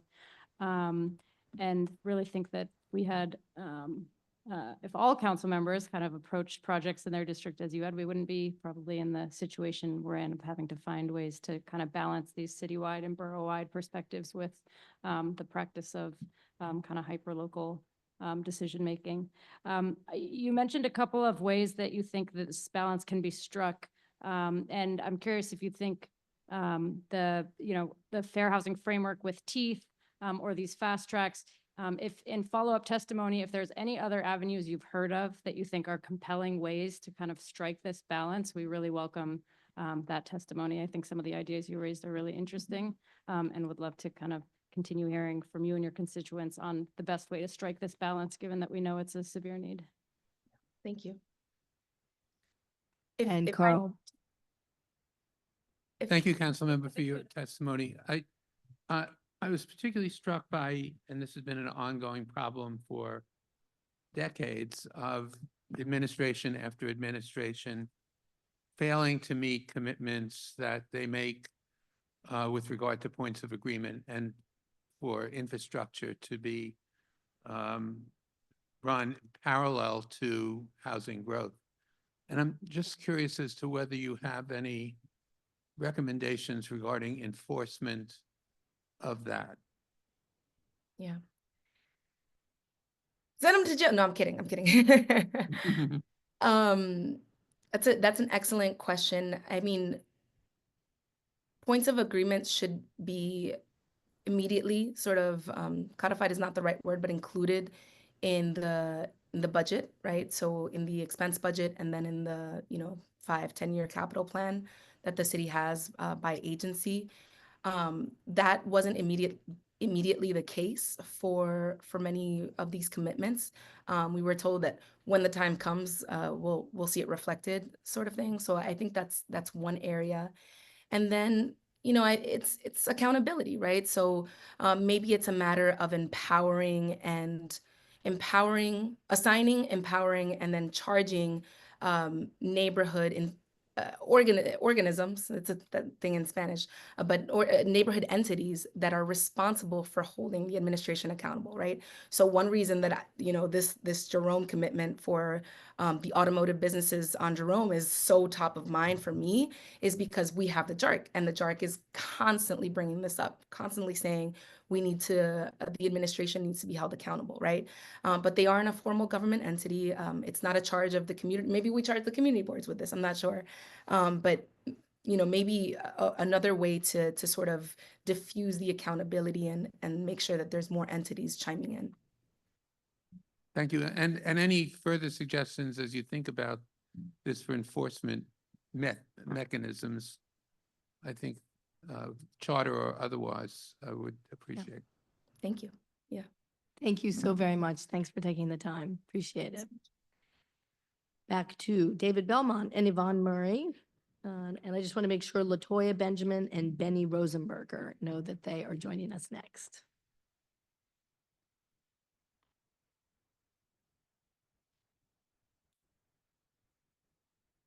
Hello, my name is David Belmont, and I'm most happy to be here for the commissioners. I'm a lifelong New Yorker, born here in Brooklyn, raised in Queens, currently live on the Upper West Side of Manhattan. I've been an independent voter my entire voting life. I've been active in New York and national politics since 1979, running ballot access drives and doing statistical analysis for insurgent and independent candidates. I wholeheartedly support opening up the primaries to independent voters. I testified in support of and voted for open primaries the last time it was on the ballot in 2003. I think allowing independents into the first round of voting is simply a question of fairness. That round is where the overwhelming majority of races are decided. We've heard this figure, 1.1 million independent voters in New York City.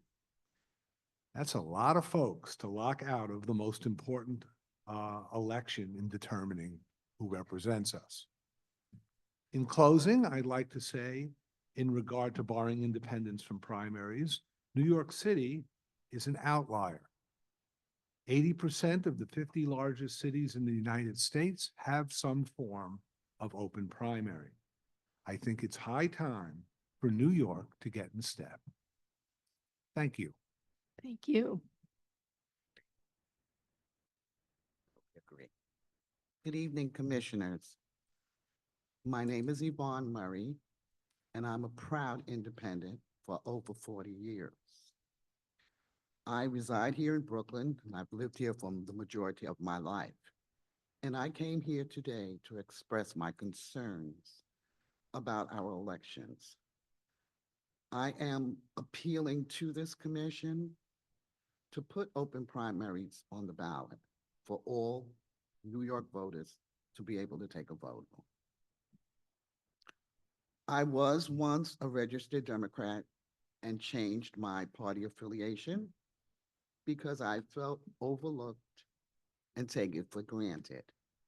And as a proud Black American and knowing the importance of voting and to be denied the right because I'm an independent to participate in elections that I also pay for is appalling and totally undemocratic.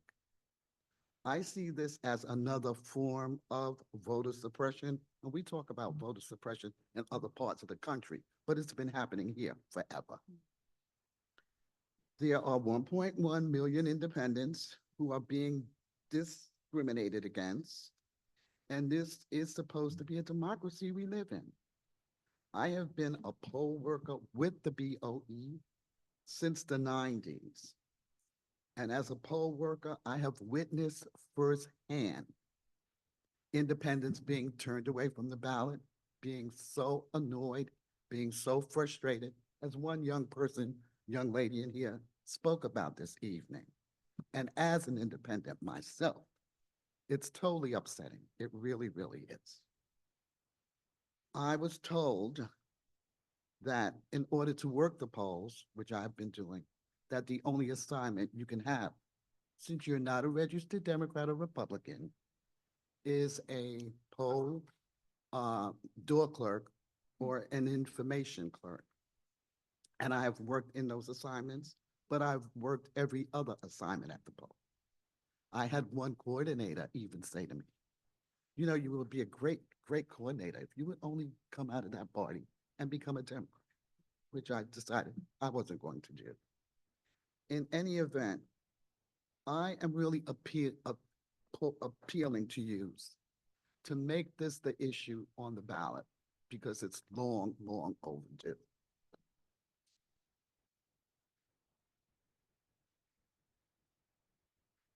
And I would also like to thank you for hearing me out this evening and thank all of these folks that came out because that's how important this really is. Thank you for your time. Thank you so much, and thank you for having perfect timing. Anyone else? I'm going to ask Benny Rosenberger and Barbara Blair to come up front, and Karen Wharton and Suan Chong will be after them, followed by Jessica Rosenfield. And then we will move to virtual comment. Oh, and Susan Lerner, sorry. Wait, am I supposed to be sitting there? Oh. Hello, my name's Barbara Blair. I work in Midtown Manhattan for a neighborhood development organization, but I'm a Brooklynite, which is why I'm here this evening. Thank you so much for taking the time to listen to us. And I never like to miss an opportunity to speak to New York City's Brain Trust. So we're counting on you. I'm here about a topic that the council member actually spoke about. It's fair share. And we have the concept of fair share right now in the city charter, but we do not have a mechanism for either codifying it in a planning process, a ULURP process, some sort of approval process at a community board level.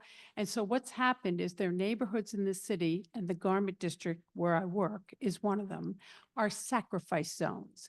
And they're sacrifice zones because we have allowed state and city government to place uses, LULUs, locally unwanted land uses, in neighborhoods, cluster them in neighborhoods where either there's not a lot of pushback. In our case, we don't have residents, so there's nobody to vote against them. They're not part of the public process. So I have colleagues also, for example, in Harlem that are in the same situation I'm in.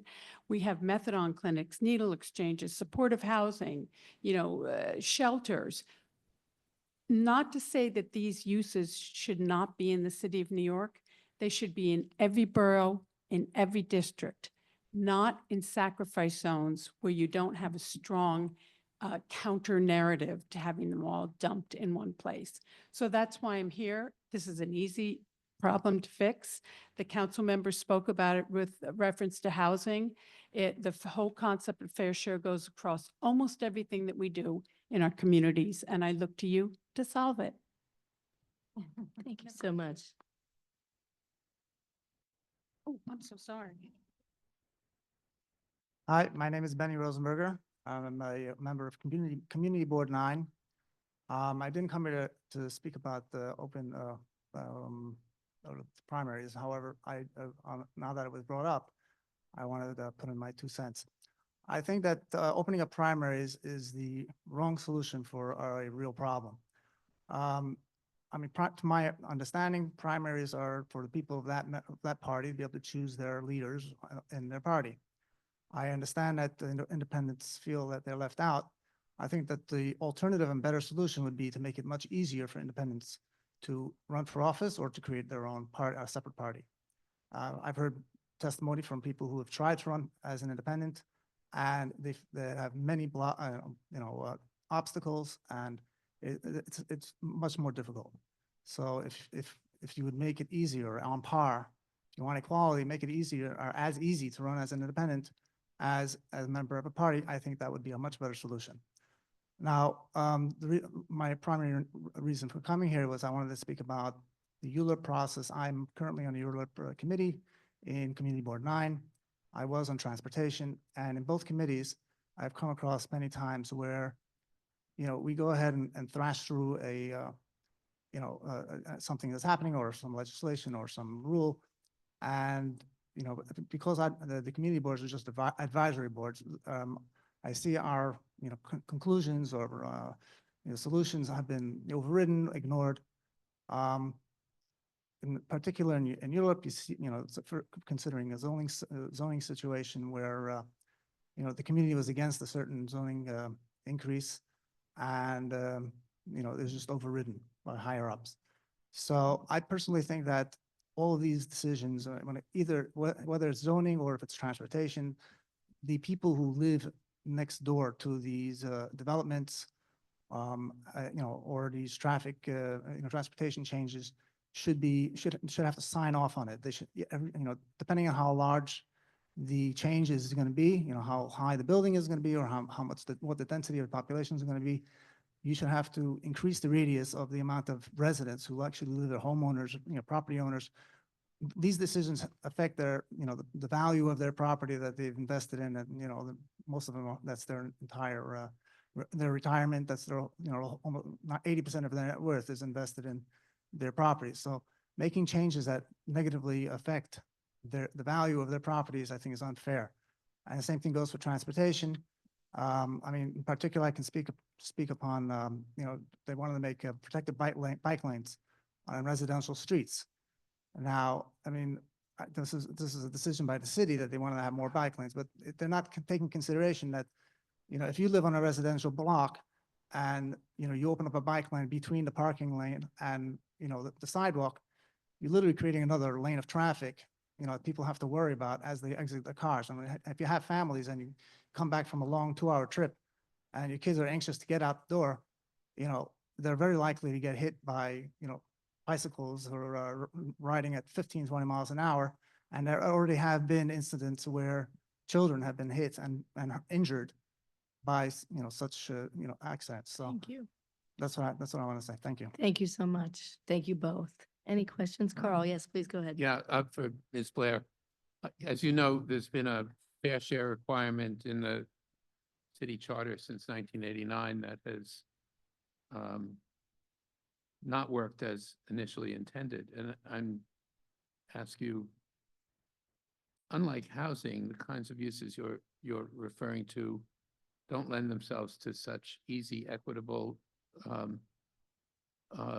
housing does, fair share solutions. But I'm curious as to whether you have specific ideas regarding enforcing the existing fair share requirement, and whether those are charter changes or legislative. I'd be interested in knowing. Yeah, I mean, I do really think it has to be part of a legislative or, planning ULURP process.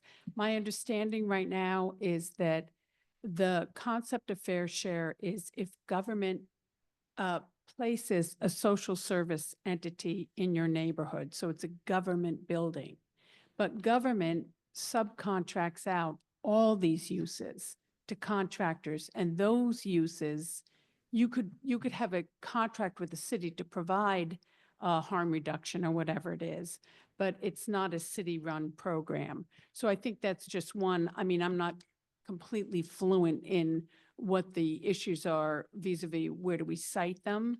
But I think that the idea of having some kind of a mechanism where you can't have clusters, and a good example is in our neighborhood, we have several harm reduction and a methadone clinic that treats 750 people a day that come in to take methadone, but they're also drug users. And then I have, 2 needle exchanges right next to them. What that does is it brings in all the drug dealers because you've created a marketplace. So, I mean, I think the idea of making sure that these uses are spread throughout all the 5 boroughs and all the communities, and you're not, the individuals that are coming in to use these services don't live in the garment district. We don't have residents in the garment district. So they're coming from all over New York, Long Island, those sorts of things to access the services. So that's really what I feel is that we just have to, whether it's some kind of quantitative limit on the number of services you can have in a neighborhood, I don't know, but Well, if you give it some thought and if you have specific ideas, I will please. indeed. Thank you. Thank you. Thank you both so very much.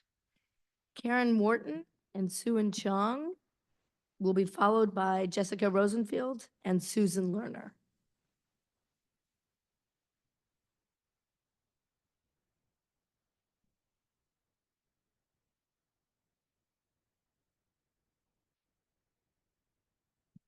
Okay. Please go ahead. Good evening, everyone. My name is Karen Wharton. I'm the Democracy Coalition Coordinator for Citizen Action of New York. I'm also the founder of the New York BIPOC Democracy Table. Much of my work is focused on taking money out of politics, expanding and protecting voting rights, and looking at voting rights reforms through a racial justice lens.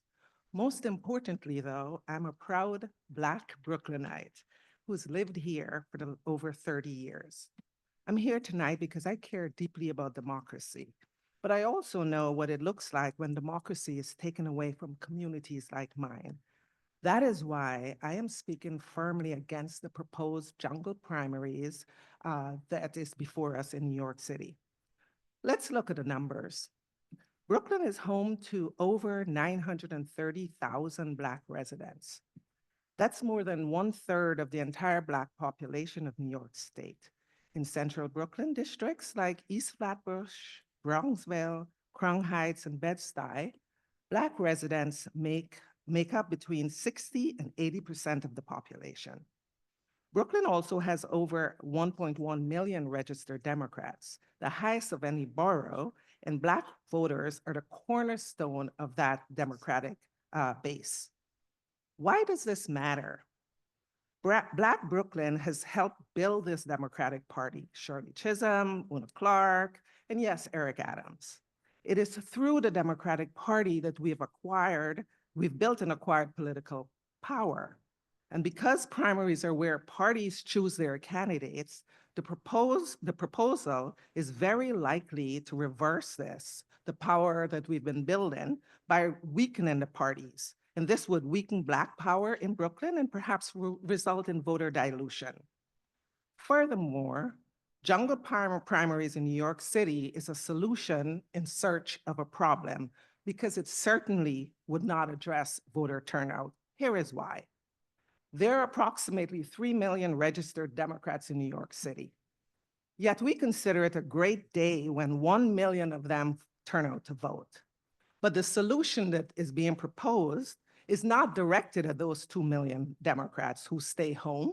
This proposal is focused solely on non-affiliates. So then the question is, whose turnout are you hoping to improve? Folks, let's not trade real progress for false promises. Let's protect the power we fought so hard in New York to build. Ordinary New Yorkers aren't asking for this. Recently, I served on a panel, ordinary New Yorkers who aren't in the room. Recently, I served on a panel hosted by New York City Votes. The panelists, all people of color representing communities of color, were asked about improvements to RCV and the changes. We unanimously suggested that the current system be kept in place without changes for a period of time. Voters today are still grappling with RCV. I know this because I'm an RCV advocate. I'm also an education organizer around RCV. So now is not the time to make change unless you want to further depress turnout. I believe in democracy. I believe in real reform, which is why, as I mentioned, I advocated for RCV in 2019 and 2021. But Please this try to reform finish up. is Thank not you. suitable for New York City. Thank you so much. On cue. Thank you so much. Appreciate it. Hi, my name is Suen Cheong. I'm a resident of this community and the chair of Community Board 9's Land Use Committee, though I'm speaking on my own behalf today. I do support comprehensive planning, but it must start and end at the community level. There is a place for citywide comprehensive planning, setting out citywide targets and values for housing, economic development, green space infrastructure, and services, as well as setting citywide constraints such as the budget. A regular comprehensive plan must include environmental assessments of each community at least once every 5 years, as one of the main deficiencies of the current process is a lack of cumulative environmental review and environmental review of the accumulated consequences of as-of-right development. 90% of all the development in the city and our district has been as of right. And by the way, that's been about 4,500 units since 2010, which puts us about in the middle of all community districts. What should be left to local communities working with city planners from all levels of government or independent planners is zoning and how to use individual sites. What most communities and community boards fear about comprehensive planning is putting a tremendous amount of work into a balanced and fair plan, only to see it transmogrified into their worst nightmare by the time it leaves the City Planning Commission. And I'll just say Williamsburg waterfront. Since preliminary environmental reviews take place pre-certification by DCP, let's prohibit DCP or the Planning Commission from making out-of-scope changes to community plans that are passed by community boards. As a community board land use chair, I do not agree that our review period should be shortened or combined with the borough president's review period. 60 days is barely enough time for us to get out the word for public hearings and hold committee and full board votes given holidays and quorum issues. Instead, I suggest that the borough president's separate review period be used for the borough board to review and vote on individual ULURP applications if they choose. This would center a borough-wide perspective in a democratic rather than an autocratic manner. The ULURP review period is being unfairly blamed for delays in development. It's limited and short, 6 months. By contrast, the pre-certification and pre-filing periods, which take place at the Department of City Planning, is effectively unlimited. I suggest a charter change to limit the pre-certification and pre-filing periods to 6 months to 1 year. Finally, while I support stronger and more specific fair share requirements for each community district, I oppose any builder's remedy to shorten or eliminate ULURP, even for a district which has not met its fair share requirements for public land, for affordable housing, or small sites. That just replaces community planning and city planning with developer-driven planning. Instead, I would suggest that districts which fail to come up with an appropriate comprehensive plan addressing housing and fair share issues should have a plan done for them by the city, which can then go through the normal ULURP process. While many have complained about council member deference, as this is not law, I don't believe it's appropriate to pass charter changes to prohibit member deference. It's our responsibility as voters to hold our elected officials accountable for their actions. And likewise, a post-ULURP appeals process is completely unnecessary. The variance process already does that. When they want more, when developers want more than what a variance offers, that's when they go to rezoning. Thank you both so very much. I will ask the commissioners if there are any questions. Ms. Warden, I'm curious, heard very loudly your concerns around some of the open primary ideas being considered. What are your thoughts on the even year, the idea of moving elections to even years, local elections? Thank you, Commissioner. Entirely on board with it. I think that is a very sensible approach to capture most or the point in time when many New Yorkers are indeed voting. So 100%, which is why I said I'm for reforms, but reforms that make sense, and this one does. Thank you both so very much. Appreciate it. Finally, I think we have Jessica Rosenfield and Susan Lerner to join us.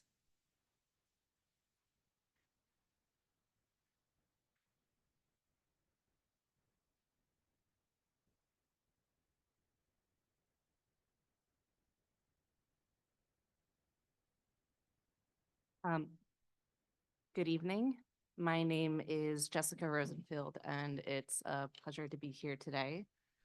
I'm here as a member of the general public with New York's, the City of New York's affordability and future growth in mind as my primary concern, and want to laud the Commission's efforts to help the City of New York thrive, because I do support streamlining development in transit-rich areas via ULURP and landmark preservation reforms.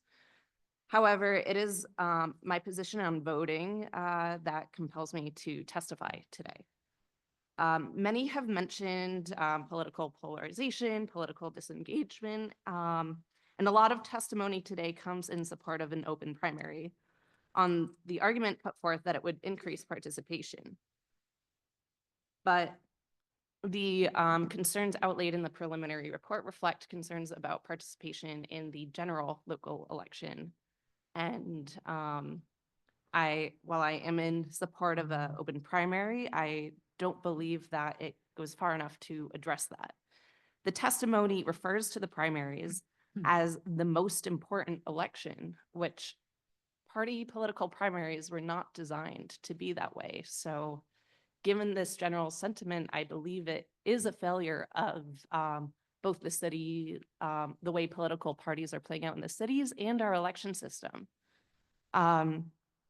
And I see the proposal from Citizens Union as something that is mentioned in the report that addresses this, but it is a complex and unique system where I would love the commission to outline how risks that these unique systems may have could come into play to ensure that they are well addressed should they go onto the ballot. Because I think while open primaries and even year elections are easy to understand, systems that would create a system that is more participatory and representative are much more difficult and easier to get right. Thank you so much. Thank you. My name is Susan Lerner. I'm the Executive Director of Common Cause New York, and thank you for the opportunity to be heard on one of my favorite topics, which is election reform. And although I don't know my companion here, I have to say that I think she has a point. I think we are in the middle of the discussion of open primaries. The National Conference of State Legislatures identifies 5 different types of open primaries. The Bipartisan Policy Center identifies 7 types of non-closed primaries, and we've really only been focusing on 1. In deciding to put ranked choice voting before the voters, earlier Charter Revision Commission spent a lot of time looking at different permutations of RCV. They heard testimony from academics who had concerns about RCV, academics who had done research and supported RCV, and as a consequence, what was placed before the voters was specifically crafted for New York City's peculiar requirements and the requirements of New York election law. So that means that that Charter Revision Commission decided to restrict RCV to the primaries because of the peculiarities of fusion voting in our state. Now, the top 2 proposal hasn't addressed the question of how it impacts fusion voting and how our ballots are actually laid out in accordance with state law, because New York state law requires our ballots to be laid out based on party. So if we're going to a top 2 and you have a candidate who actually is endorsed by 2 different parties, are we going to design the New York City section of the ballot differently than the state section? And that's a question that I frankly haven't looked at in detail, but I don't believe has been discussed, especially when we're talking about a proposal which we do support, which is the consolidation to even years. You are going to have city and state and federal ballot races on the same ballot, and ballot design becomes a concern. We are concerned about unaffiliated voters, and we did a poll in 2023 of unaffiliated voters, and my written testimony details what we found. And what we found is pretty interesting in that they really hadn't thought about open primaries. They kind of liked the idea, but they didn't really understand the differentiations. And they were most comfortable with what we call a semi-open primary, which is the unaffiliated voter can walk in on primary day and choose which party primary to vote under. And that really raises the question of what are we trying to achieve with primary reform? Are we trying to achieve an increase in turnout? Well, the staff report indicates that top 2 in California hasn't resulted necessarily in an increase in turnout. I would suggest Colorado's experience with a semi-open primary is something we should be looking at. But again, we're not seeing consistency. Sometimes you get a bump up, sometimes you don't. And I think we need to be clear in terms of what our reform is designed to accomplish, and then we should go about designing a specific reform for New York City to try and get us closer to that goal. So I don't think it's time for us to be putting an open primary measure on the ballot. Thank you. Thank you so much. I will say, this has been the most popular issue, right? And I think we are acting in response to what has been clearly the topic that seems to be most urgent and top of mind for all, which is why I think the staff has spent so much time doing exactly what you said, which is looking at models, considering options, thinking about those downstream impacts on the city that it might have, and using this public forum and the forthcoming meetings, of which there are 4 or 5 coming up, to really think through what are the implications for that. And so I guess my question for you is given that sense of urgency that we're hearing, what is it? Why not now? Well, what's interesting is that while there is a sense of urgency in these discussions, as my colleague Karen Wharton pointed out, when we're actually out working with organizations that talk day in and day out to voters, what they tell us is this is not coming spontaneously from the bottom up. Voters are not coming to voting advocates to say, oh my God, I'm not able to vote in the primary.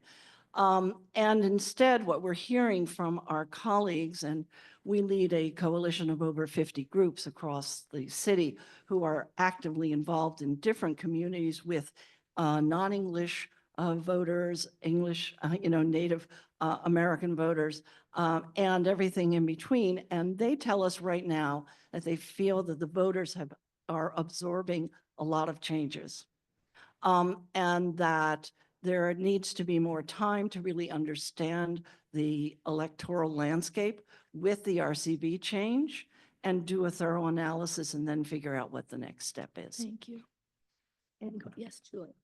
Thanks. Thank you both. Susan, I just want to dig in for one more second. Do you think that if we were to do open primaries, in one of these versions, Right. obviously there's a lot of permutations, and I think your point about the ballots is a very good one. Do you think it might depress turnout? Well, I mean, in Colorado, what we saw was the first time, Colorado in 2018 for the first time had what we call semi-open primaries, right? They had a closed primary system, and then they went to a system where an unaffiliated voter could come in and decide which primary to vote in.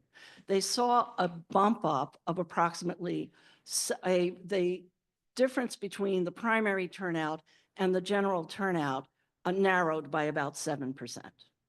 But then they had a different result in different election years.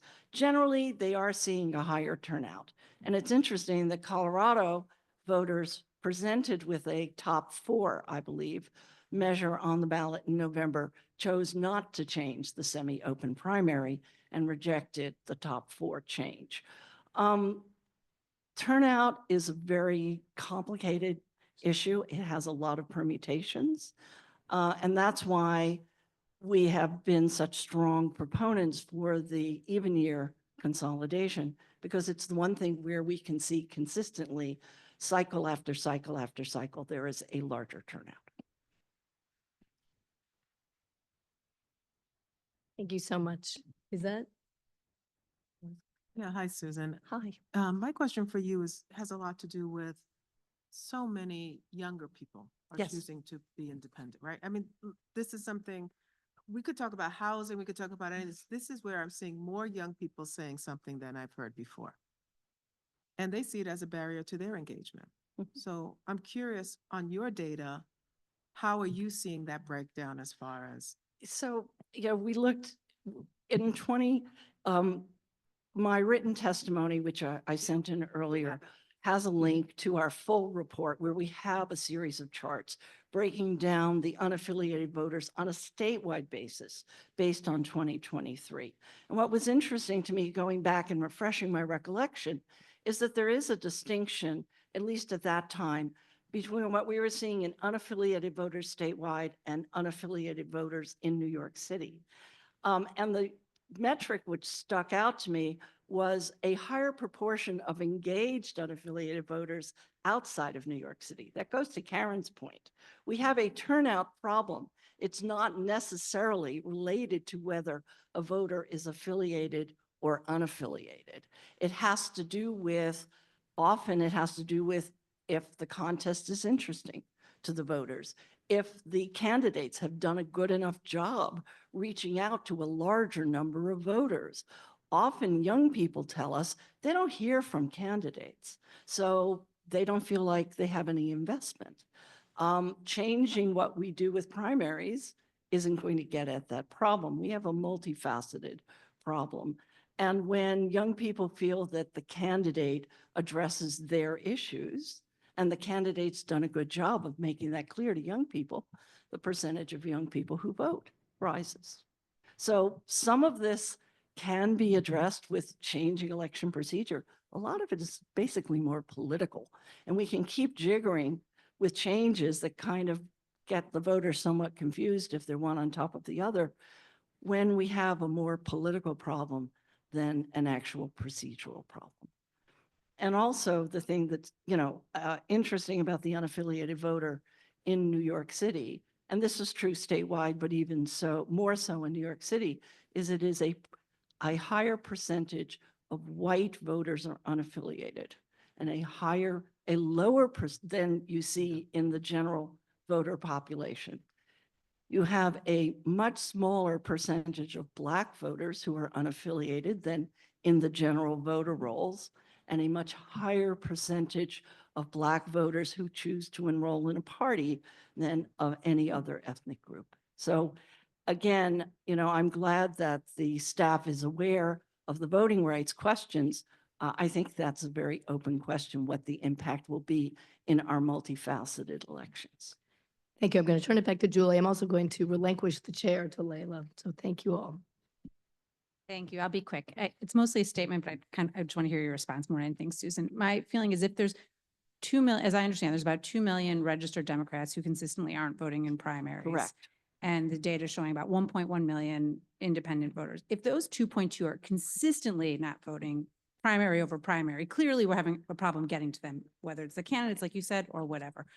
If untapping some significant fraction of this 1.1 million is significantly easier, because we're kind of banging our heads against the wall on this other 2 million, why shouldn't we go after, if there's, I guess what I'm saying is if there's low hanging fruit of New Yorkers who want to vote in the primary and can't, shouldn't we make it easier for them? So then it's a question of what is the simplest and easiest way to reach those voters. And I would argue that the simplest and easiest way is a semi-open primary, which leaves the existing party structure in place, has the fewest administrative changes, but allows for the unaffiliated voters to come in and participate. And then it's a question of whether the candidates think it's worth their time to reach out to an unaffiliated voter when they're doing such a bad job of reaching out to the already registered. And that is beyond, I think, all of our crystal ball ability. Any other questions? Thank you. Thank you for Thank raising you. some really important questions that we have been looking at. And we'll just state for the record too, that the commission has retained an election expert and outside counsel to help us study these issues. So, Yeah. and it's been, we have had a pretty extensive period of time, and will by the end of July to have a pretty extensive period of time to continue looking at these issues. So thank you. Thank you. We're gonna move to virtual testimony. And our first three participants are Vishnu Reddy, Sean Scott, and Charisse Terrain. We'll start with Vishnu. Hi, my name is Vishnu Reddy, and I'm so grateful that we're sitting here today and talking about two of the most important issues facing our city right now, which is the underproduction of housing of all kinds and the need for electoral reform. The report that the commission has produced has many thoughtful proposals that I would love to see put on the ballot. Let me start with housing. There are many great proposals in your report, such as fast-tracking the land use review process for modest changes, consolidating the advisory portions of ULURP, ensuring every part of the city does their fair share in housing production, and getting out of our own way when it comes to building housing on publicly owned land. I'm in support of pretty much all of the recommendations that the commission has put forward on the topic of housing, and I can't wait to vote for them on the ballot. In fact, I would like to see us tackling this issue even more aggressively than what the report suggests.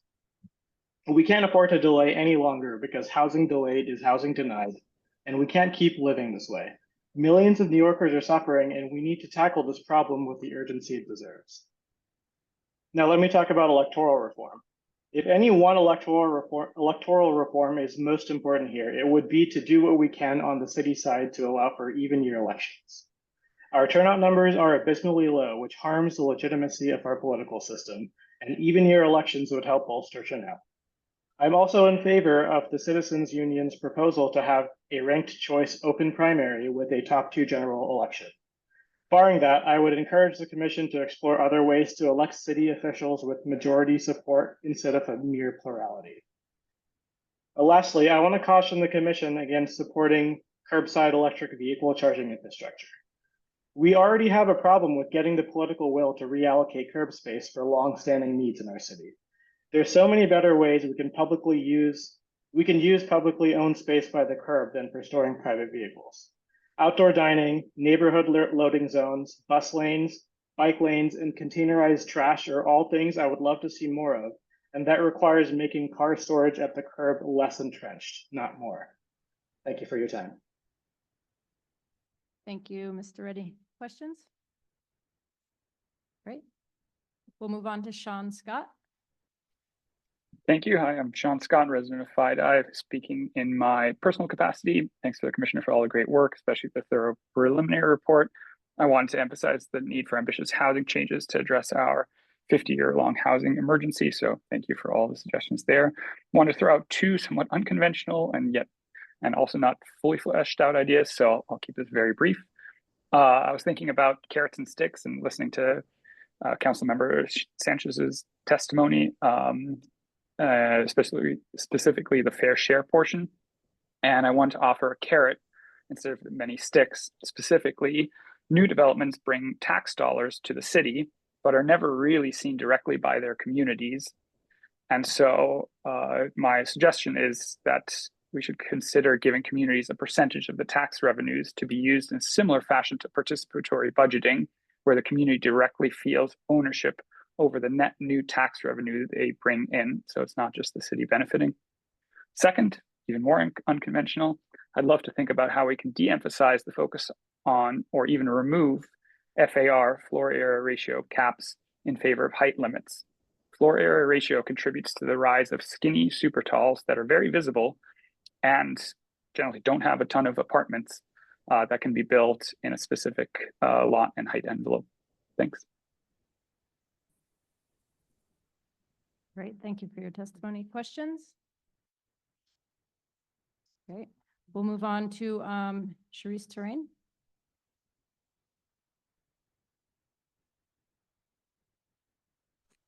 Yes, hi, good evening. I'm speaking in my, like the gentleman just said, I'm speaking in my own personal capacity as well. So first I'd like to thank you all for the opportunity to testify today. My name is Cherise Terrain, and I am a lifelong New Yorker, Brooklynite, a housing justice advocate, and a descendant of intergenerational Black homeownership in Crown Heights, Brooklyn. I speak today not only on behalf of my family, but for the countless Black homeowners across the city who are being erased by defraud, gentrification, and the systemic failures of our current housing governance structure. New York City Charter must be revised to address the blatant gaps in housing enforcement, homeowner protections, and equity accountability. While billions are invested in tenant protection, which is fantastic, and housing development, there is no centralized charter mandated office or enforcement mechanism to protect existing homeowners, especially Black seniors, Black women, Black disabled, all a part of the protected class from deed theft, equity fraud, tax lien abuse, and illegal evictions. This is not just policy neglect. It is structural violence. Since this is a civil rights issue, which is not being addressed, let me repeat, since this is a civil rights issue and a criminal issue, which is not being addressed by taxpayers, I urge the charter to I urge the Charter Revision Commission to create a home ownership protection division within the New York City Commission on Human Rights with legal and investigative authority. Second, to mandate public reporting on racial disparities in housing enforcement. Once again, to mandate public reporting on real racial disparities in housing enforcement by borough, zip code, and agency. Include deed fraud. In order for anything to be equitable, we have to include deed fraud, equity theft, and housing displacement as enforceable violations of civil and human rights in the city charter. Because Black Brooklyn isn't Black anymore. As the other woman had said previously, the Black community makes up such a large portion of the voting population. However, they have been displaced. They have been erased, and they are no longer. You guys are in the great Medgar Evers. I grew up in this community. I went to Bishop Laughlin, yet we have been erased. This is no longer my community. I feel like I'm someplace else. That's personal, let me move on. Include defraud, equity theft, and housing displacement. It is a must. It is our human rights. Establish a citywide homeowner Bill of Rights integrated into the charter to ensure due process, language access, and trauma-informed legal care for families facing property theft and displacement. My beloveds today, if there's any empathy in this room, if there's any care, if there's any compassion, we cannot build a just housing future while leaving Black families and longtime homeowners to fend for themselves any longer with just talk and light fake legislation. The charter must reflect the real values of equity, enforcement, and repair. I thank you, my beloveds, for listening. But we are the children, I'm the granddaughter of the civil rights movement. Everyone is here because of the backs of my people. Malcolm X's birthday, yes, the beloved Malcolm X. It is everyone's duty to do what's best for my people because everyone is benefiting because of our people. Yes, everyone here, do what's right for the grandchildren and the children of the civil rights movement. Black Brooklyn is no longer Black anymore. And some people may be happy. Please don't cut me off, beloved. I'm a taxpayer. Let's just do what's right. Please have equity for Black Brooklyn homeowners as well, because we are also the taxpayers. Thank you for listening. Thank you so much for your testimony. Any questions for Ms. Terrain? Okay. We'll do one final call. Do we have any further testimony on Zoom? No more testimony on Zoom. Last call in the room. Okay, I think we will move to adjourn. So thanks everyone for your testimony and coming out today. The next public hearing of the commission will be held in Queens on May 28th at 5 p.m. at Queensborough Hall in the Helen Marshall Cultural Center on Queens Boulevard, Jamaica, New York. Is there a motion to adjourn? Is there a second? All in favor? Aye. Thank you. We are adjourned.